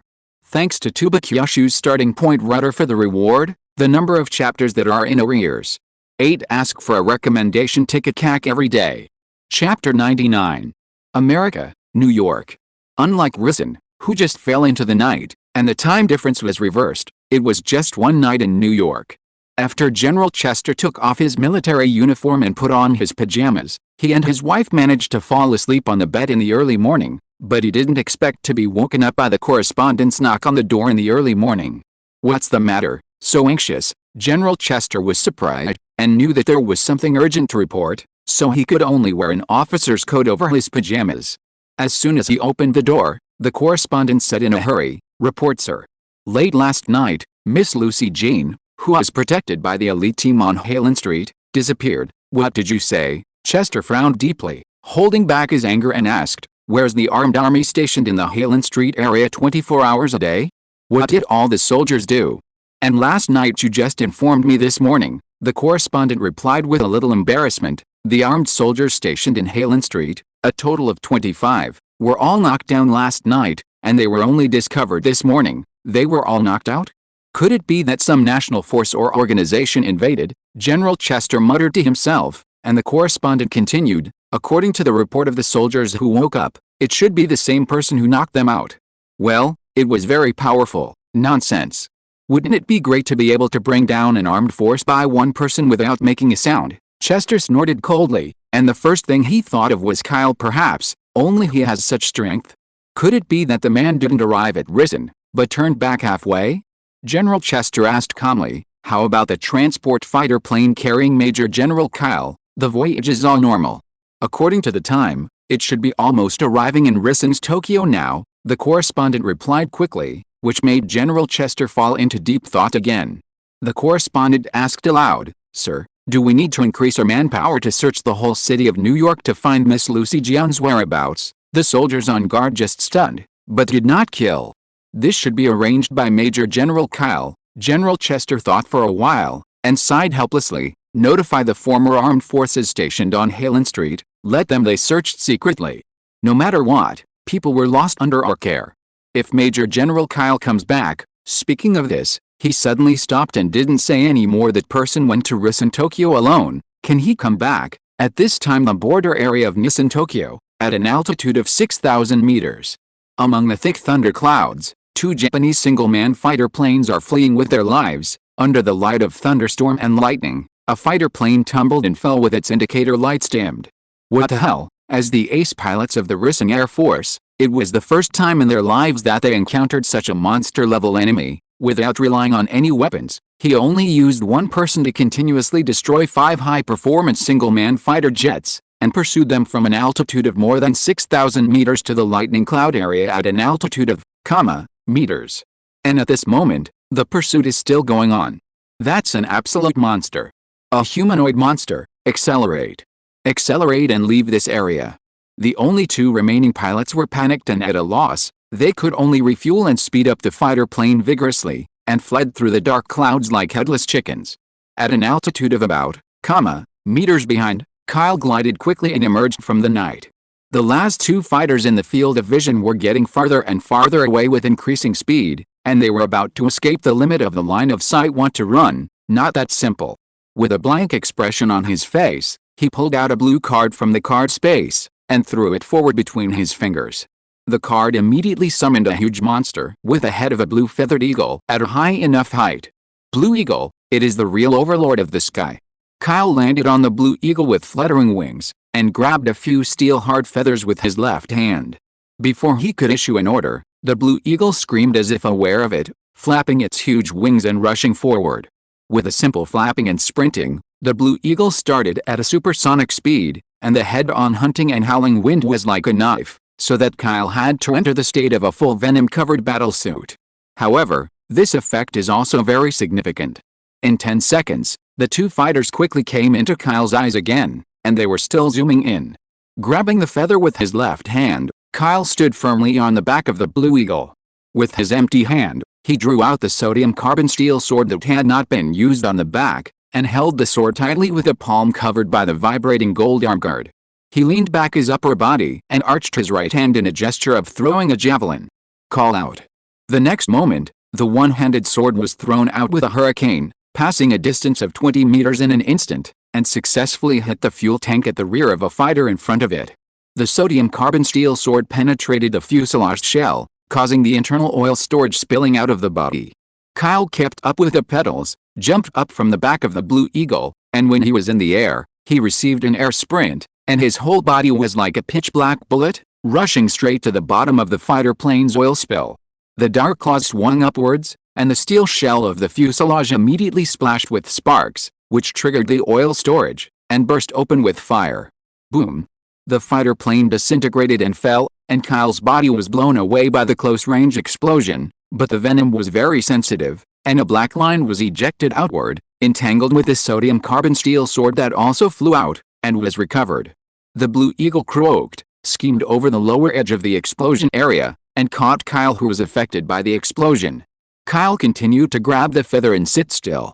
Even with his inhuman and strong physique, the explosion also effectively burned the protection of the venom suit on his left hand and the skin on his arm, which looked bloody. But soon, the skin healed at a speed visible to the naked eye, and the venom also repaired the damaged parts of the suit in keeping with the rhythm. This is the scary thing about Kyle. With his perverted super soldier physique, Coupled with his self-healing ability, he can do whatever he wants in battle. It's not an exaggeration to describe it as a monster. There's one more: Kyle is indifferent and ruthless. Under the full coverage of the Venom suit, he looks like a god of death, and he does not intend to let go of the enemy who attacked him tonight. Next, Lan Ying led him to catch up with the last fighter plane, and within 10 seconds, the fighter plane crashed down unmanned 5 minutes later. At an altitude of, meters above the border of Tokyo, the Blue Eagle flapped its wings gently in the air, and Kyle sat on his back panting slightly, holding a Japanese pilot in his left hand. The pilot hadn't lost his life yet, but his eyes were rolled slightly. He was in a half-awake, half-comatose state, with white foam spitting out of his mouth, and he murmured in Japanese indistinctly, "Demon." Kyle grabbed the pilot on the last fighter plane and wanted to torture Shiarison's military information, but he didn't expect the other party to be so useless, and he was scared to death before he even made a move. "Then there's no point in keeping you." Kyle shook his head and was about to throw away the pilot in his hand, but the Venom conveyed his heartfelt message to him, and then the black liquid from the suit formed a tentacle, and the tip quickly reached the back of the opponent's head. Under his solemn gaze, the pilot's vital signs gradually declined, and Venom sent a series of fragmented messages to his mind, all about Rison's detailed Air Force information. Chapter 100, Sleepless Night. What is transmitted to the mind is not fragments and mazy memories, but more like the essence of data and information that has been carefully selected and intercepted in other people's memory sponges. Memory search. Kyle was extremely shocked. He didn't expect that Venom's auxiliary talent characteristics would have a breakthrough. Venom is like a child, while conveying excitement tell him, this is just using the symbiotic characteristics of one's own race, temporarily attaching part of the body to the brain of a weak organism, and dominantly intercepting the memory data of that organism. This is no longer a simple symbiosis. Kyle frowned.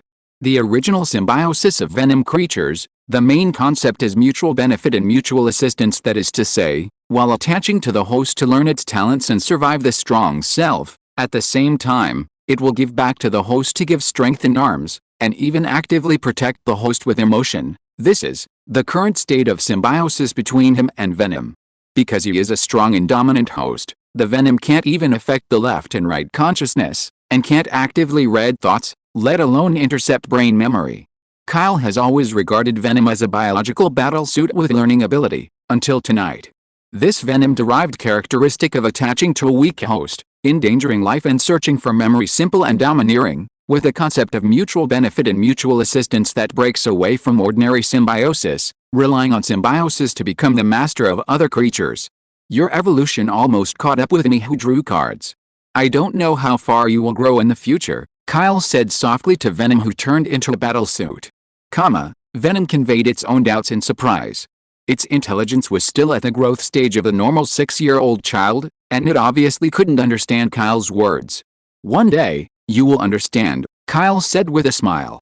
As the card owner, he is not afraid that the Venom that grows up in the future will betray and endanger himself. Moreover, as long as he can always maintain a strong lead, he can be the leader permanently in the symbiosis mode, and Venom cannot force him to make concessions. The characteristic of Venom's growth has increased, and for him, the advantages outweigh the disadvantages. Okay, let's go to Rison Tokyo's Air Force Base. Kyle put aside his messy thoughts, patted Lan Ying's head, pointed his fingers to the left, and let Lan Ying face the Air Force known to Japanese pilots. Departure from the location of the general base. His idea is very clear. He came as an intruder to put pressure on Rison. Just assassinate Rison's top management. It doesn't make much sense. Kill one, and soon they will recommend a second. Therefore, assassinating the emperor is only a small step towards the goal of world peace. If you want a country to fear, and panic, and finally force it to surrender, then you have to be more rampant than it, more domineering, more ruthless. So newbie's first night, it's very important. To make something big, everyone in this country must know, he's coming. Medi Kyle, here we come. Call out, the Blue Eagle screamed loudly, and flapped its wings fiercely, forming a small-scale howling whine behind it, blowing away the high-altitude clouds within 30 meters, downloading Kyle in the dark night, and rushing into the distance at a supersonic takeoff speed. Nissan, Tokyo, the headquarters of the Air Force General Base. Report. Commander Okamura, something is wrong. Sergeant Rison, wearing a military uniform with a Lois background and white gloves, hurried to the command room of the Air Force Command. Baga, the commander with a short beard on the office chair, was stunned. He was suddenly taken aback by the non-commissioned officer who walked in. He stared angrily at the front and scolded, "Do you understand the military regulations? Come on, how can the command room be so panic-stricken?" "Yes, Commander." The non-commissioned officer stood up indoors a little aggrieved, and saluted with a goose step. "Tell me, what's the matter? Did the sent Zydian fighter plane complete its mission and return?" Commander Okamura asked. In his view, sending an elite team of Zydian fighter jets with the highest record of completing annihilation missions to deal with a transport fighter plane with little combat capability is basically sure. The 7 ace pilots issued a military order before departure, and committed seppuku if they failed. No, the sergeant took a deep breath and replied with a trembling voice, "Not long ago, the signals of the 7 Zydian fighters disappeared." "What did you say?" This time it was Commander Okamura's turn to be emotionally unstable. He jumped up from his chair soberly, slapped his palm on the desk and asked loudly, "What's going on? Could it be that the intelligence from the US Emperor is fake? The other party is not a transport fighter?" "I don't know," the sergeant said hesitantly. "Before the 7 Zydian fighters lost the signal with the headquarters, someone sent back an emergency signal, but it was quickly located and disappeared in the Rissen border area. Most likely, all crashed. Even if it is a new type of sophisticated fighter, it is impossible to wipe out 7 Zydian fighters in a short period of time." Commander Okamura is still very confident in the fighters developed by his country. Pondering, "Immediately contact the people in the general base. All ace pilots, approve them to set off, and go to the border airspace where the signal cut off and disappeared.